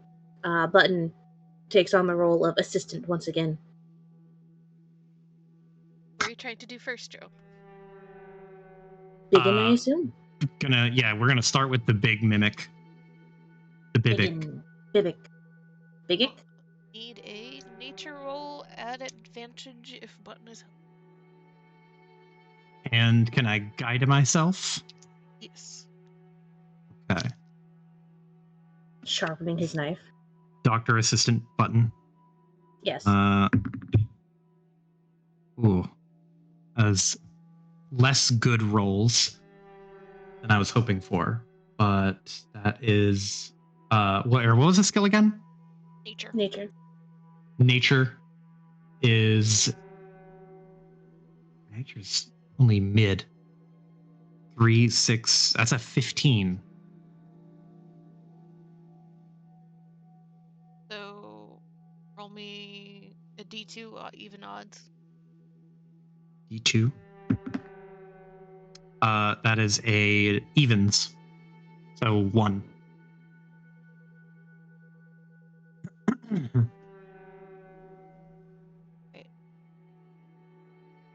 Roll me a D10.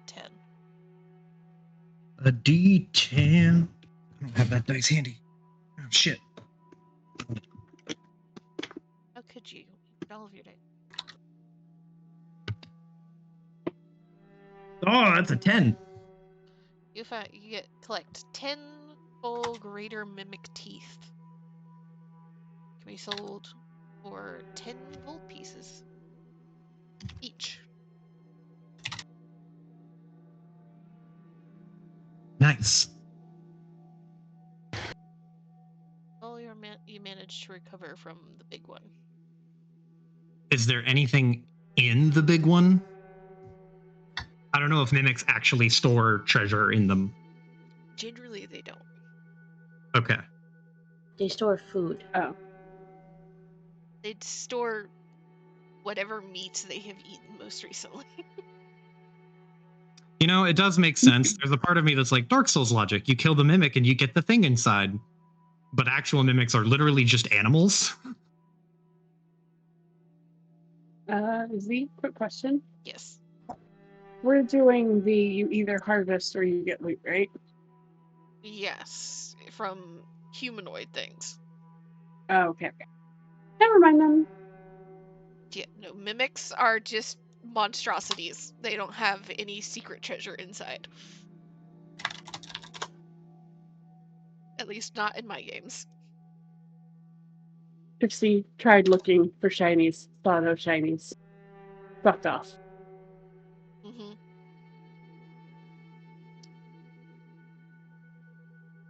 If you want to harvest the other 2, just make me 2 more nature rolls at advantage. We're going in. That's going to be, even with advantage, 5, 6, 7, 8, 9. Okay, and roll me 1 more for the other one. That's a nat 1. And does advantage help? Thank God. That's the actual goodest roll of the 6. It's a plus my bonuses. 24. Okay.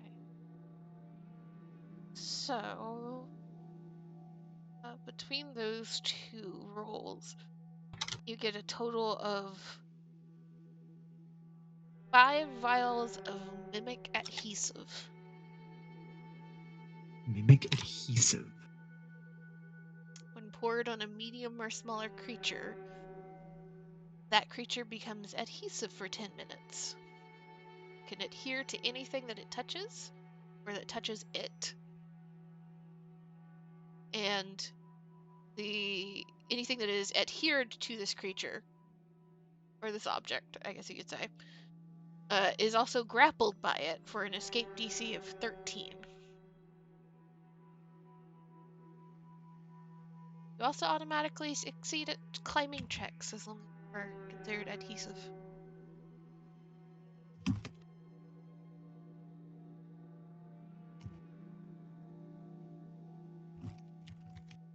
Straight up copy this.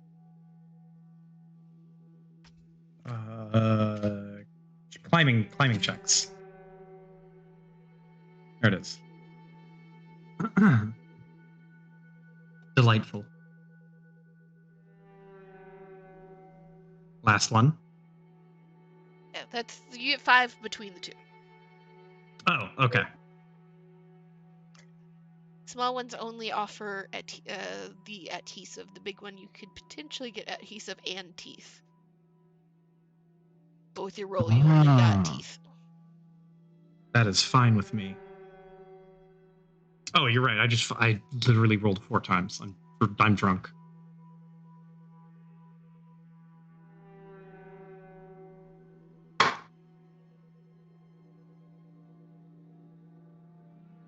Oh. Suppose we can be moving on now. Everyone's all ready to move. Satisfied. I would like to not be eaten by anything else in this hallway. Thank you. Don't worry. I'll get eaten first. Considering you didn't get eaten once this time, I don't think that's true. Well, if you keep running ahead. I'm going to Koya. Oh, I actually didn't know Koya was all the way over there. Oh, there you are, buddy. Didn't think you wandered off that far.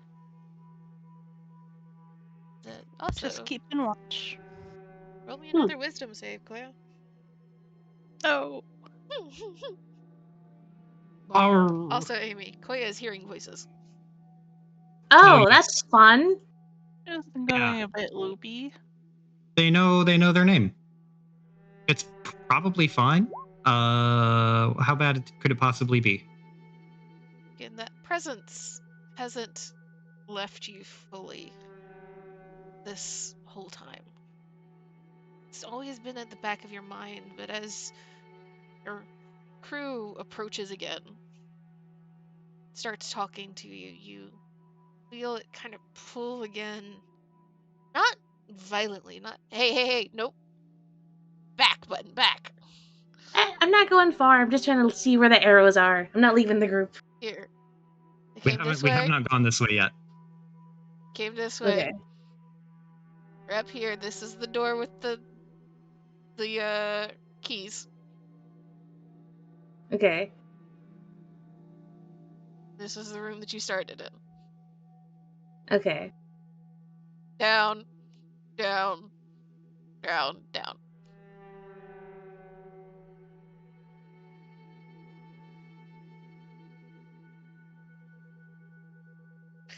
You have 120 feet of vision button. You don't need to be wandering.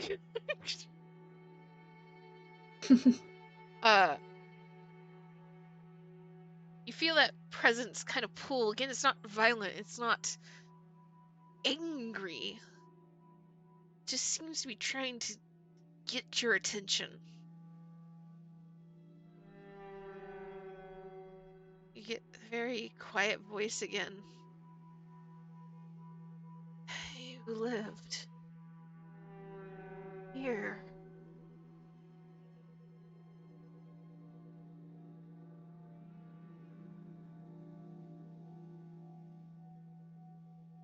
Does it seem any familiar this time around? You can choose wisdom or intelligence. I think I'm at both. I'll take wisdom. Another save? Yeah.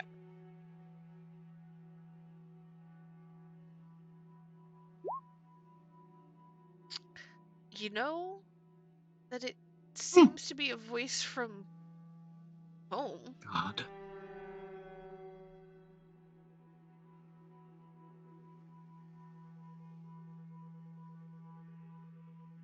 Koya's gonna pull out the sapphire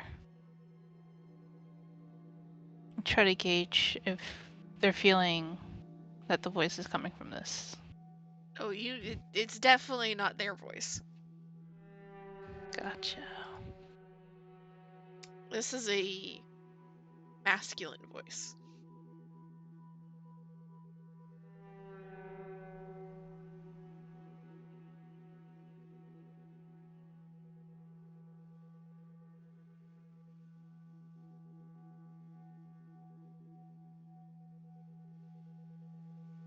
Koya's gonna go quiet for a moment and put the sapphire back in their pocket.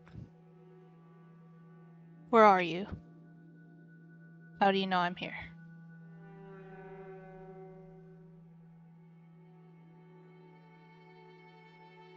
There's a long enough pause that you're starting to think it's not going to respond. Just hear. So tired.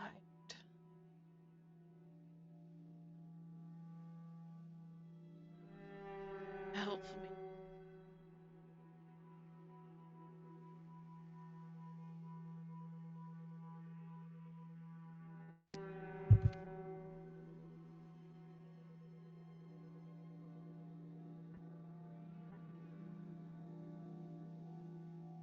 I think for the first time, if the party's like observing, and even if they just paid attention to Koya talking to themselves, they'll watch as they lift a hand to their mouth and like start biting their nail.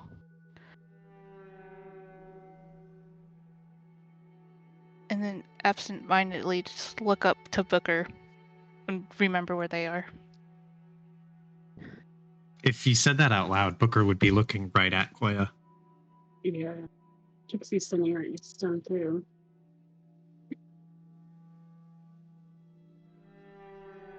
We should get going.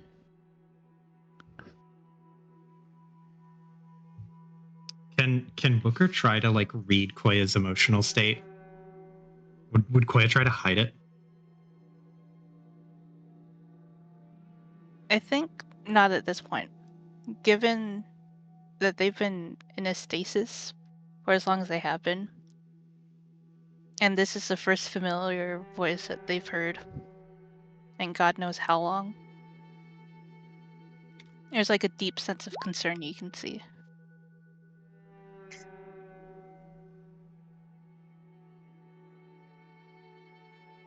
Booker has a hard stare, and there's obvious questions, but he's not going to press on it. There's something about the interactions that give him a little bit of pause, and in how he interprets them. So he just stares, and he suggests we get going. And Booker's just going to nod once, and then nod once again. He's going to let it drop.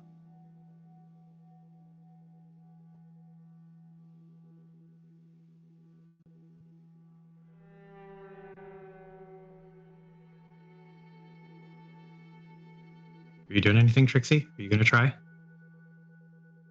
I mean, Trixie will look at Koya and she'll be like, okay? Not really getting a response, she'll put a hand on their arm, kind of give a light pat.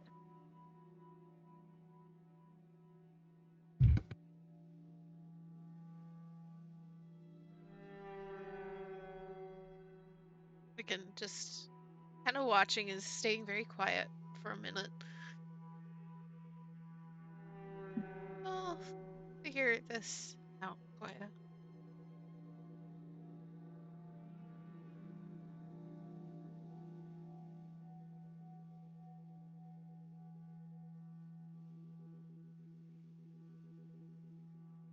You've got your back.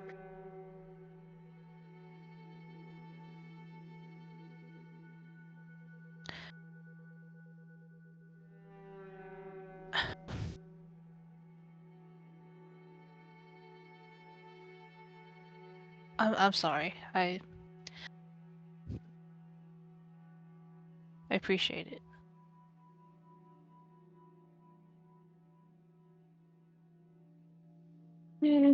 No need to be sorry.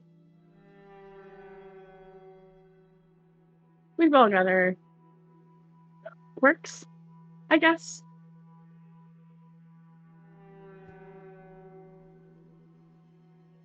As long as you don't mind us, we don't mind you.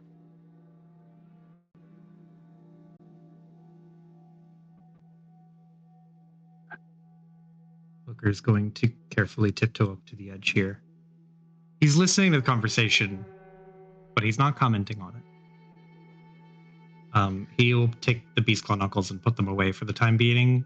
He's going to peer around the edge over here. Nothing. As far as you can see, it's another hallway stretching into the dark. Going to narrow his eyes. Walk this way. Walk this way! Follows there as you're walking. See that the hallway does end rather abruptly, and you see it stretching both south and north beyond. You see on the far wall a large opening. It's nearly twice your height, twice your breadth. There's just a hole in the wall, it seems.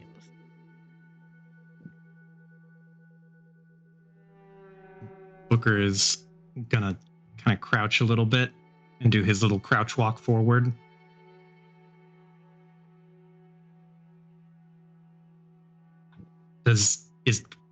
Can he see through that hole?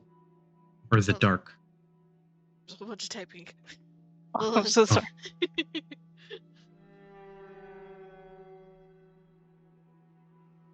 Yeah, you're good. My ADHD just was kicking in. I'm like, I can't. There's too many things. My brain's not doing multi-track right now. Only got one.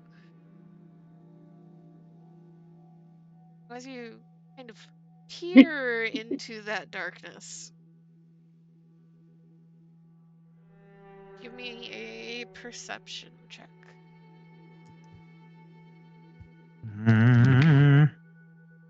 Dude, I swear it's another nat 1. Did What you is leave going your on? dice You out You in need- the sun or something? Yeah, sounds like You you need need to to- grab a different D20.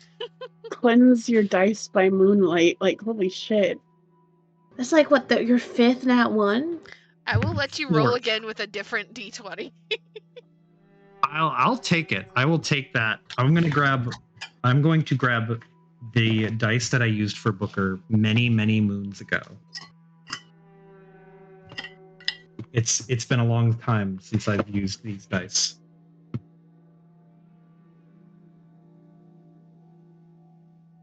They've never treated me well, but maybe today will be different. I don't remember which one of you sent me these, but like my DM dice is the fucking Oh, Lord of the Ring no. ones. Is it Is the also? what? Is it really? They've never treated me well. Maybe they'll treat me better, which they technically did. That's a 2. So you're so cursed tonight.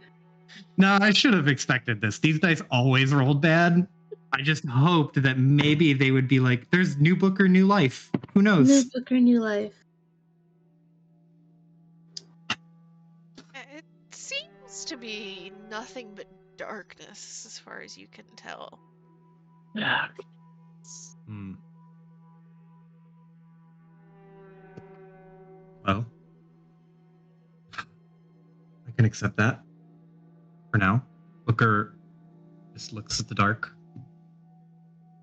And then he turns around and sees that this corner kind of goes away in that direction. Hold on, I need to check my refrigerator coat to see if I've got any magic meat that helps with anything. Refrigerator code. This really is delicious in the dungeon, huh?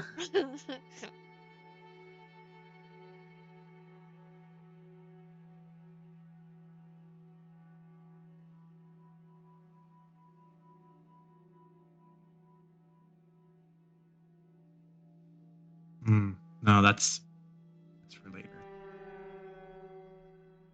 I don't have anything.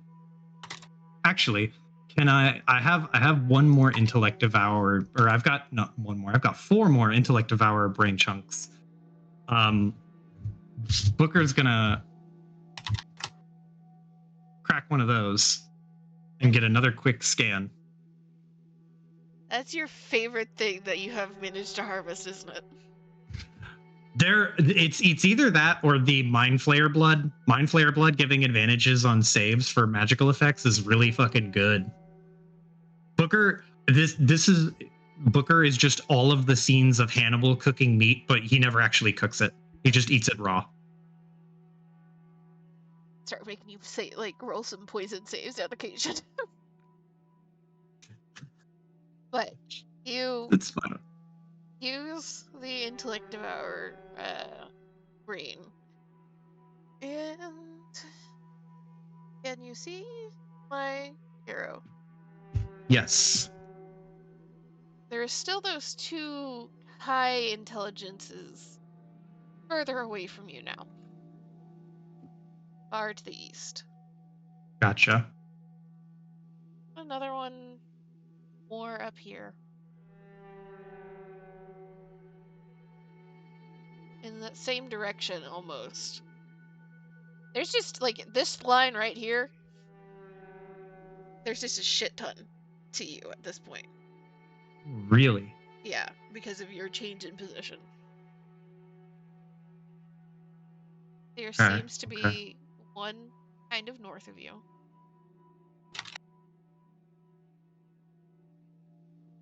There's a whole bunch of little ones through that hole. Booker. There's nothing this way.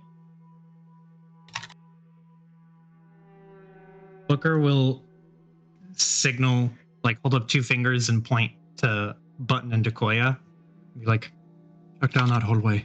There's nothing down there. At least there shouldn't be. And he'll point to this little area down here.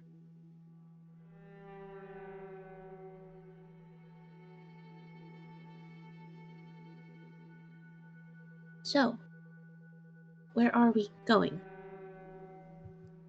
I want to check something really quick. And Booker's gonna get real close to this hole, just to stand square in front of it. Okay. Button Koya, you've been told to go down this other way. Are you going to?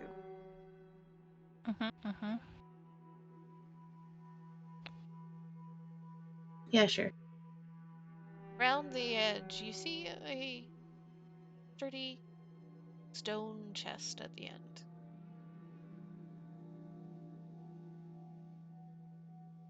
Unlike the tarnished, worn wooden chests and crates that you saw in the other hallway, this seems almost to match its surroundings.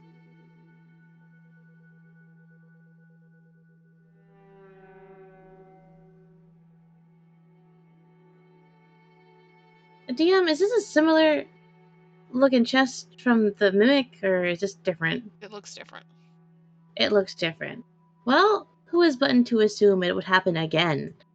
Right? Welcome to the fucking chest. Yo. High five, Koya.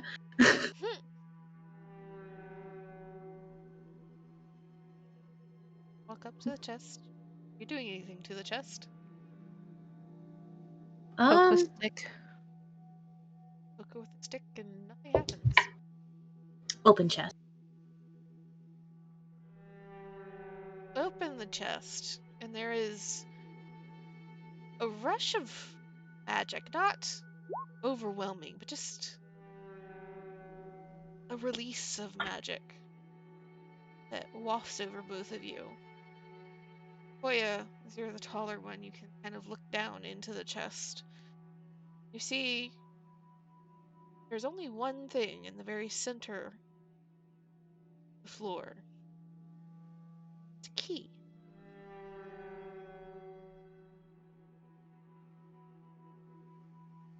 Unusual.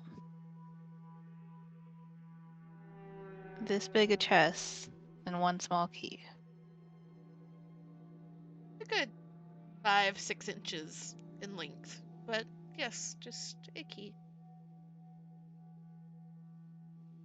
Button is trying to tiptoe to look into the fucking chest. Here inside. They're making grabby hands and trying to reach inside the chest to blindly grab the key. Tilt chest so Button can see, then reach into it. And hand over key. There's a nod of just thank you. And they just reach in with their stubby little arms to grab the key. It's all the like memes you see of people that are too short to reach the bottom of the like washing machine trying to get into the bottom of the washing machine. That's what is happening to Button currently. That's a fucking struggle. Yes, that's happening with Button. Sequoia tilting really helps. Feet still dangling off the ground, kicking in the air for a second. Yep. Swiping, finally gets the key. Hops back out. Fucking leans back, lands on their butt, holds the key triumphantly. Button, as you hold the key, you swear you hear unlocking somewhere. What? But you don't hear anything. Button tilts their head, 45-degree angle. Something unlocked.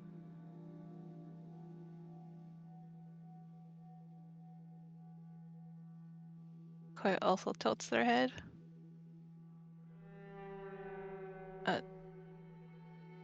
Nearby or? Was it nearby, DM? You just heard essentially a phantom unlocking noise. That's like a fucking video game signal. Yeah. Yeah, think of Elden Ring. You pull the lever, you hear a door unlock somewhere deep in the caverns. Ah, okay. The Button just shrugs. Very exaggerated shrug as they stand up, hold the key up again.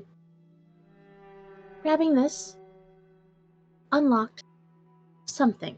I do not know what or where. However, I do have the key.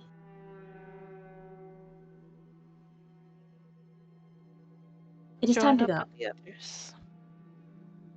Hey, Trixie, you've been pointed down a hole. Yeah. Roll me a perception check. Okay. I could do that. Perception check. Perception. You kind of peering down. You don't see anything, but you hear very faintly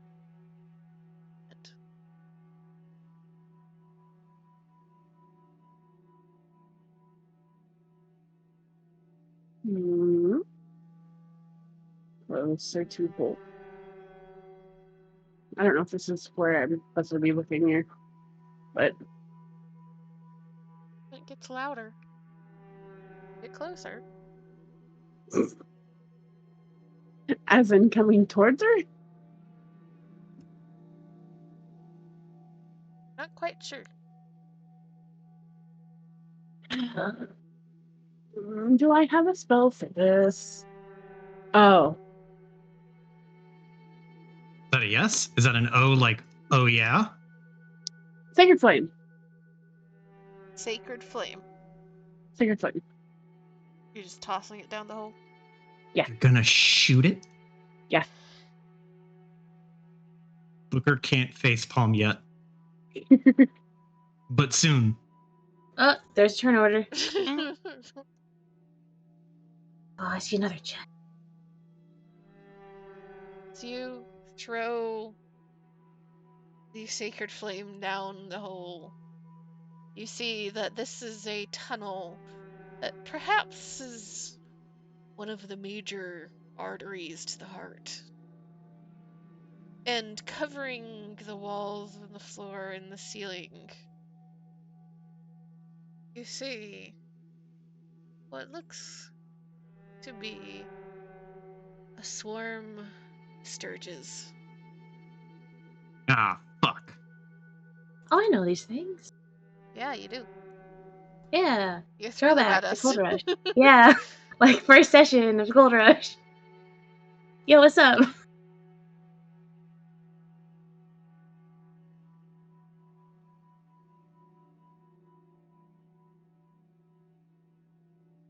These fuckers. Little freaky little shits.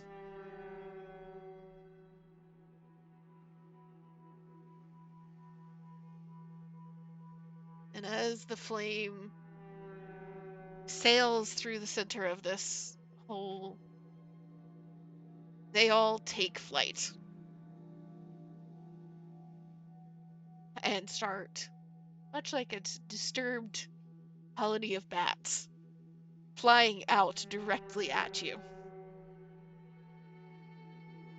Is there enough time for Booker to disappointedly be like, oh, for fuck's sake? More than enough time. There's always enough time for him to do that. You know what? We'll make time. That's where we have the cut to commercial. So, roll your initiatives again, because these things are pissed off. The trigger was literally lighted fire for these things.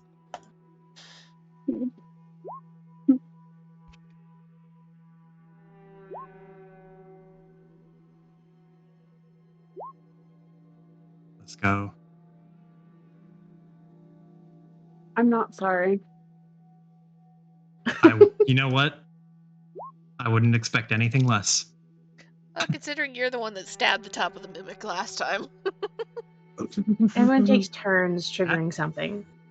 That is fair. Button coming up with Koya like, we found out what is happening. Again. Oops. Can't leave y'all alone for 1 second.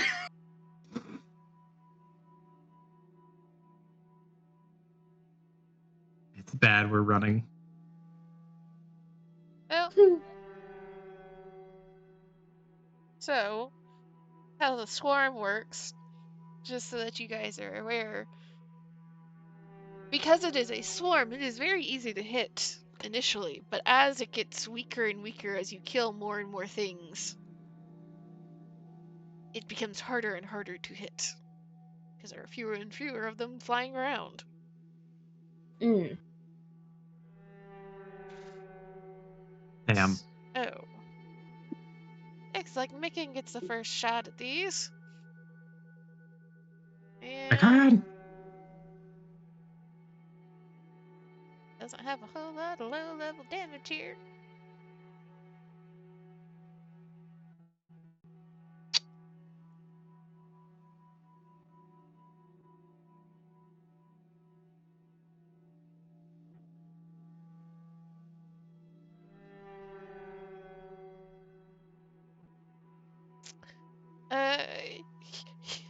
Does Butker actually yell for Micken?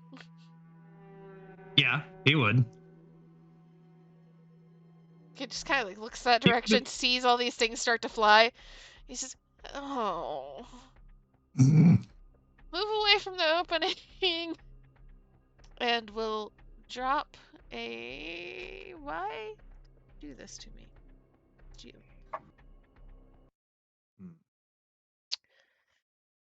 Will drop right by the opening here. A dust devil.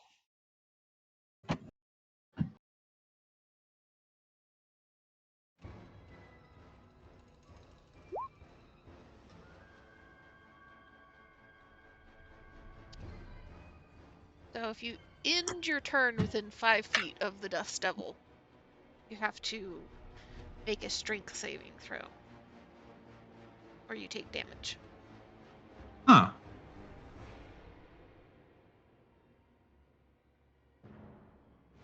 And as a bonus action, he can move it around. So, Booker and Trixie, you guys are going to want to move out of the way of that. Just a hint. Yep. If we have to. But then there's a swarm of flying things. Wait, button? Yeah. How the fuck is it? People, Okay. Everybody else rolled single digits. That's okay. I did not expect that. I got so used to like having a little bit of a podcast before my turn. Well, shit. I am trying to see. So this is like a swarm, right? Mm-hmm. It's like effectively like how many squares does it take up? I'd say because it's down a tunnel, you only have the front 2 squares right now. But it's Okay. a couple squares deep. Because funny enough, I was actually thinking about casting Flaming Sphere.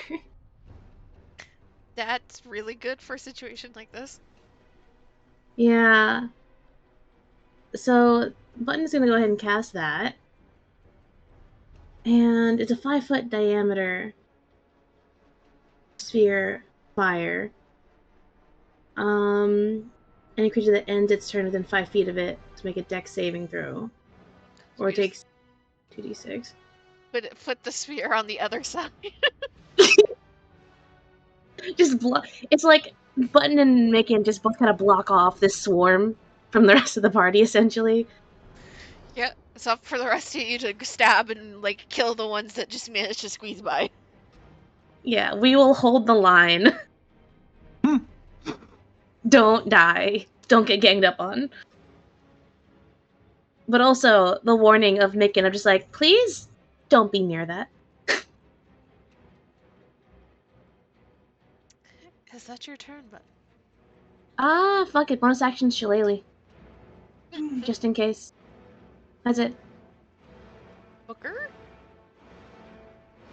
Oh, Booker is gonna grab the other 2 knives he has rather than the Beast Claw Knuckles, and he's gonna start spinning in place.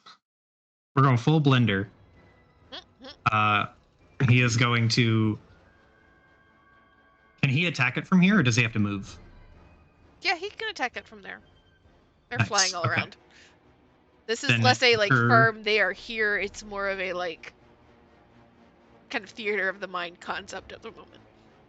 Gotcha. Then Booker is going to spin around with the Blood Drinker first, and you know what? I'm gonna go with the vintage Booker dice. We're just gonna see how well I do with this one. Medium good. That is an 18 to hit, That'll hit. and this one is my least favorite version of a D4.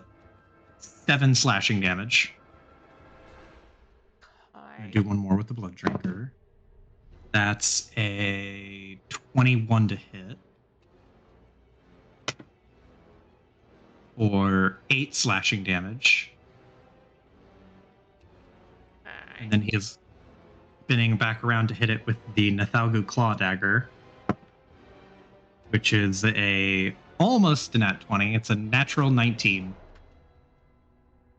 And this one's going to be 2, 6, 4, 12. Wait, no. 6, 10. 10 piercing damage.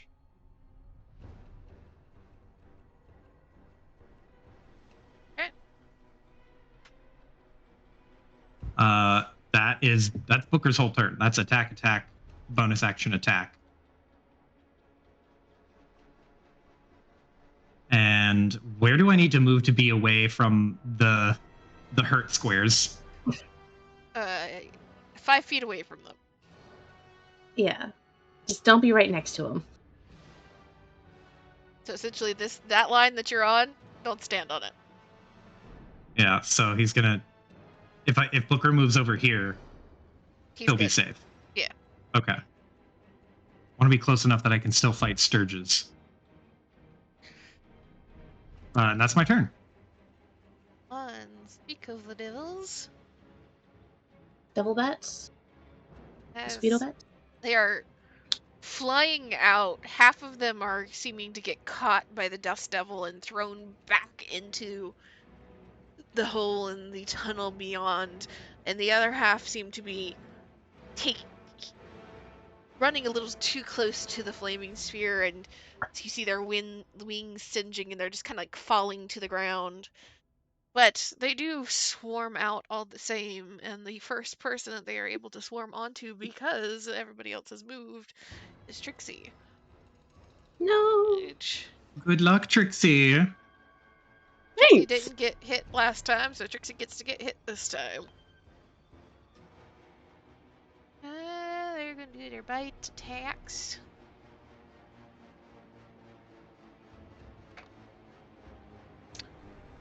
Does a 20 hit? It does, unfortunately. Alright. Look out, Trixie.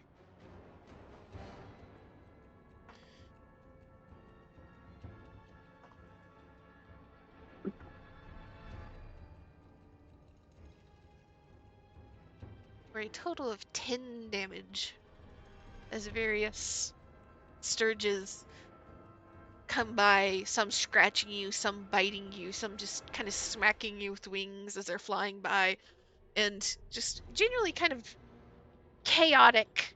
They don't like whatever was at the front of their nesting area. But that is all that they are doing at the moment. Trixie, it's your turn.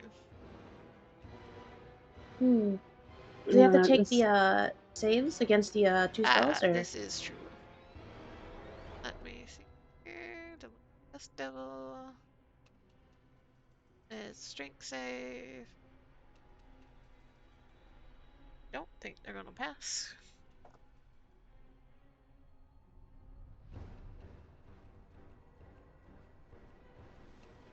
Yeah, no, that's not a pass. What is it for Flaming Spirit?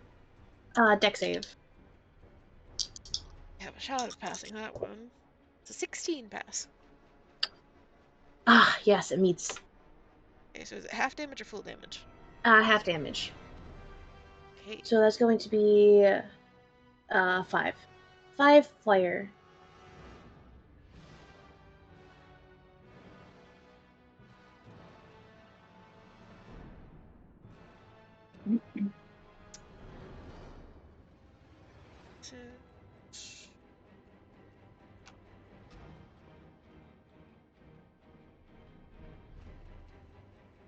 Trixie. Hi. So second burst, same as the first. Astral Arms. Dex 15. A DC 15 dex save. Well, that's a nat 1. So that is 8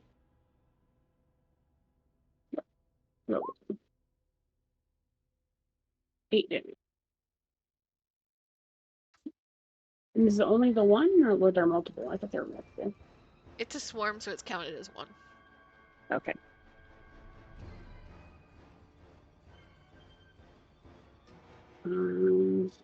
Then no, actually, I use my meter hammer.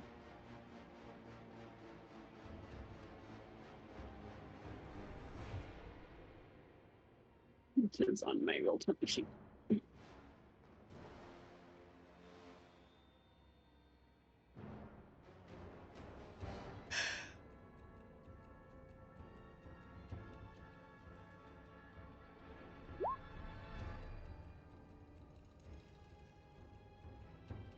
That'll hit. And a couple.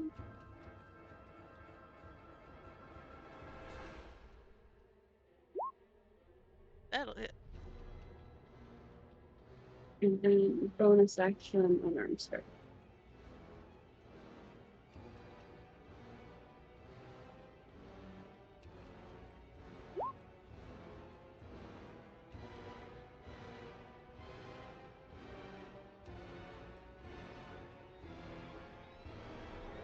Alright. And if I move, I will get an attack of opportunity, right? Yes, but remember that they get weaker and weaker the more you've hurt them. Okay. Then yeah, I will back up because I think the dust levels are a little scarier, right? Considering you're within 5, you were within 5 feet of both the dust devil and flaming sphere. Yeah, not a fun time. Yeah. So I guess I'll move here so that I'm in line with Button and Booker. How does a total of 8 damage from them?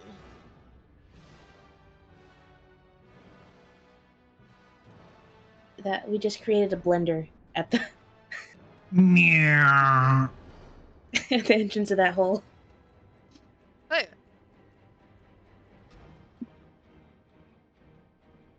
There's Hey, still a few Coil. stragglers that seem to be flying out around these 2 spells. Take Trixie's spot. Swing, swing. Okay.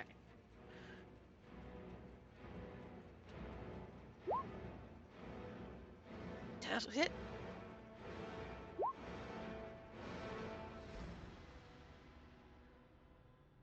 That actually will be enough. How would you like to kill the last of these nightmare bats? Hey. Let's I go. imagine if they're trying to make it outside of the Dust Devils and button spell, Clay is just gonna prod at them in the air, and when she manages to stake one, she'll slam it down onto the ground. Rinse and repeat. But yeah, smacks a few down to the ground, and between the spells and the various instruments of death at the opening of this tunnel, seems that most of the remaining Sturges have made the decision it is better to fly the opposite direction. Damn whatever food might be on the other side. Not fucking with that. Here, last remnants, the Sturges kind of ping-ponging off the dark walls of the tunnel, going away. Hmm. In the moment, there is no more Sturges flying out. Micken drops Dust Devil.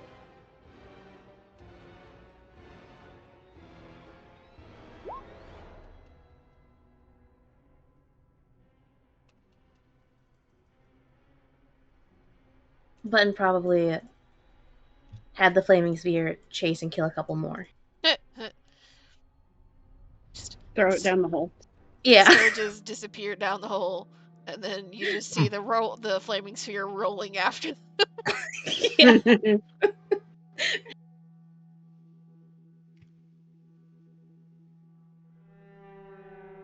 You just see like Micken at the back, like watching this. Oh, I guess that's a way to make sure they stay away. Booker turns to look at Trixie, and there is just why.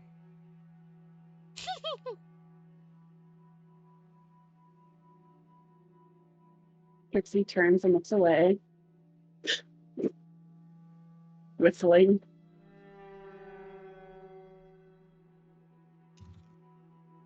What? You wanted me to look down there?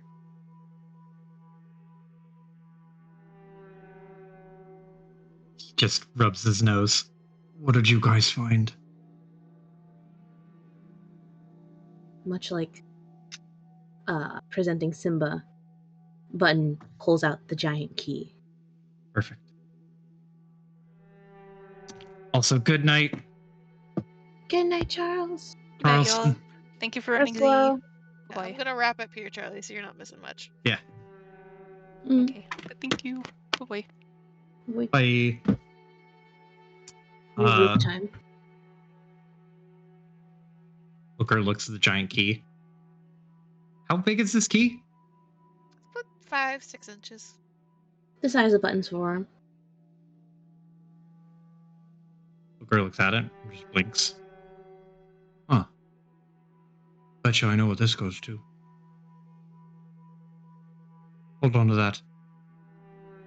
Bound to be 2 more of those somewhere around here.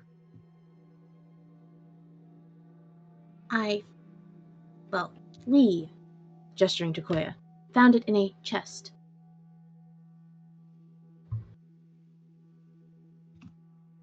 Was the chest?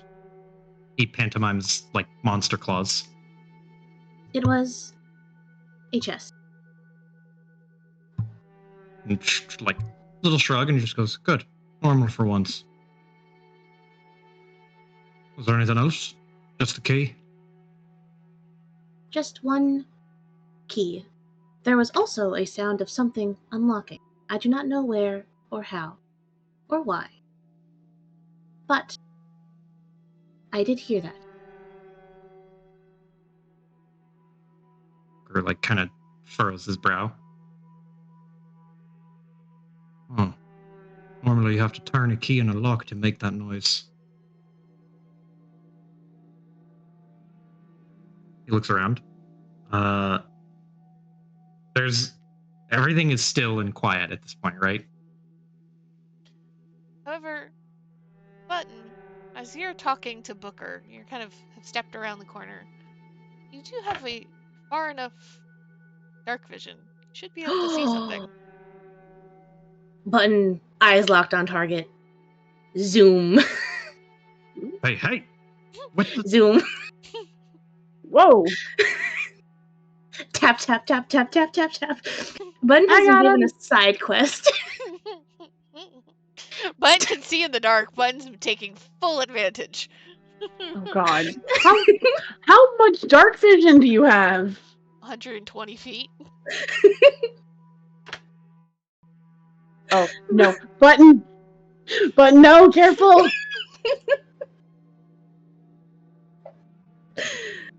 Button skids to a halt in front of this chest, and they will wait for everyone else. Booker catches Not up. long enough. When at this point, when they've almost caught up, Button is going to try and open the chest. Button, wait. And much like last time, there's just a waft of magic that comes out. And Button, you don't see what's inside the chest because again, you're a little too short for it. But Climb inside Trixie, chest. as the first one coming up behind and seeing Button start to climb into the chest, inside you see a stack of relatively large vials of something.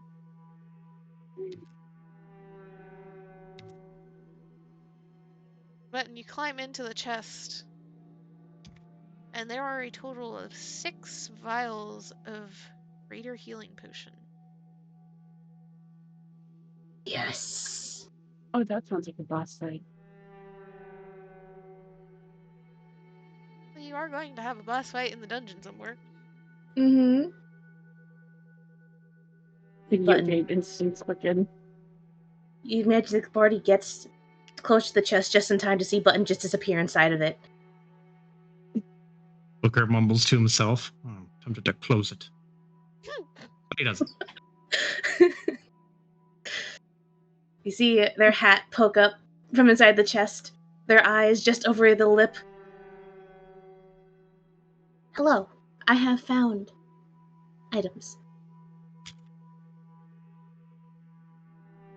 To Booker's comment, Trixie will kind of give a side, like, not glare, but like a testy look. As if to say, no, you won't. And then step up to help Button out of the chest. Button has collected the vials. They are in the middle of climbing out. Lift. They do not climb out well. Lift. Set back I down. imagine they start to fall and Trixie catches them. Because that's a nat 1 on the climb out.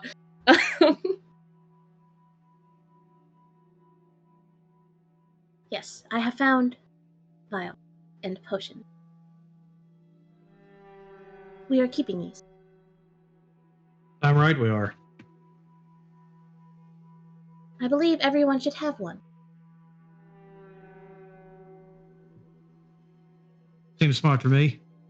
Booker will take one. Not. Yeah, fair enough. Lynn will pass one out to everyone. 2, 4. Because there's 5 of us. There's 6 potions. Who would like the extra? Technically, it's supposed to be for Liliana, but no. Oh, right. Liliana is going to be here again.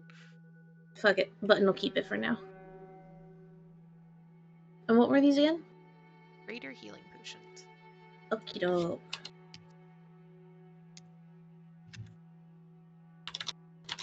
Which is going to be 4d4 plus 4.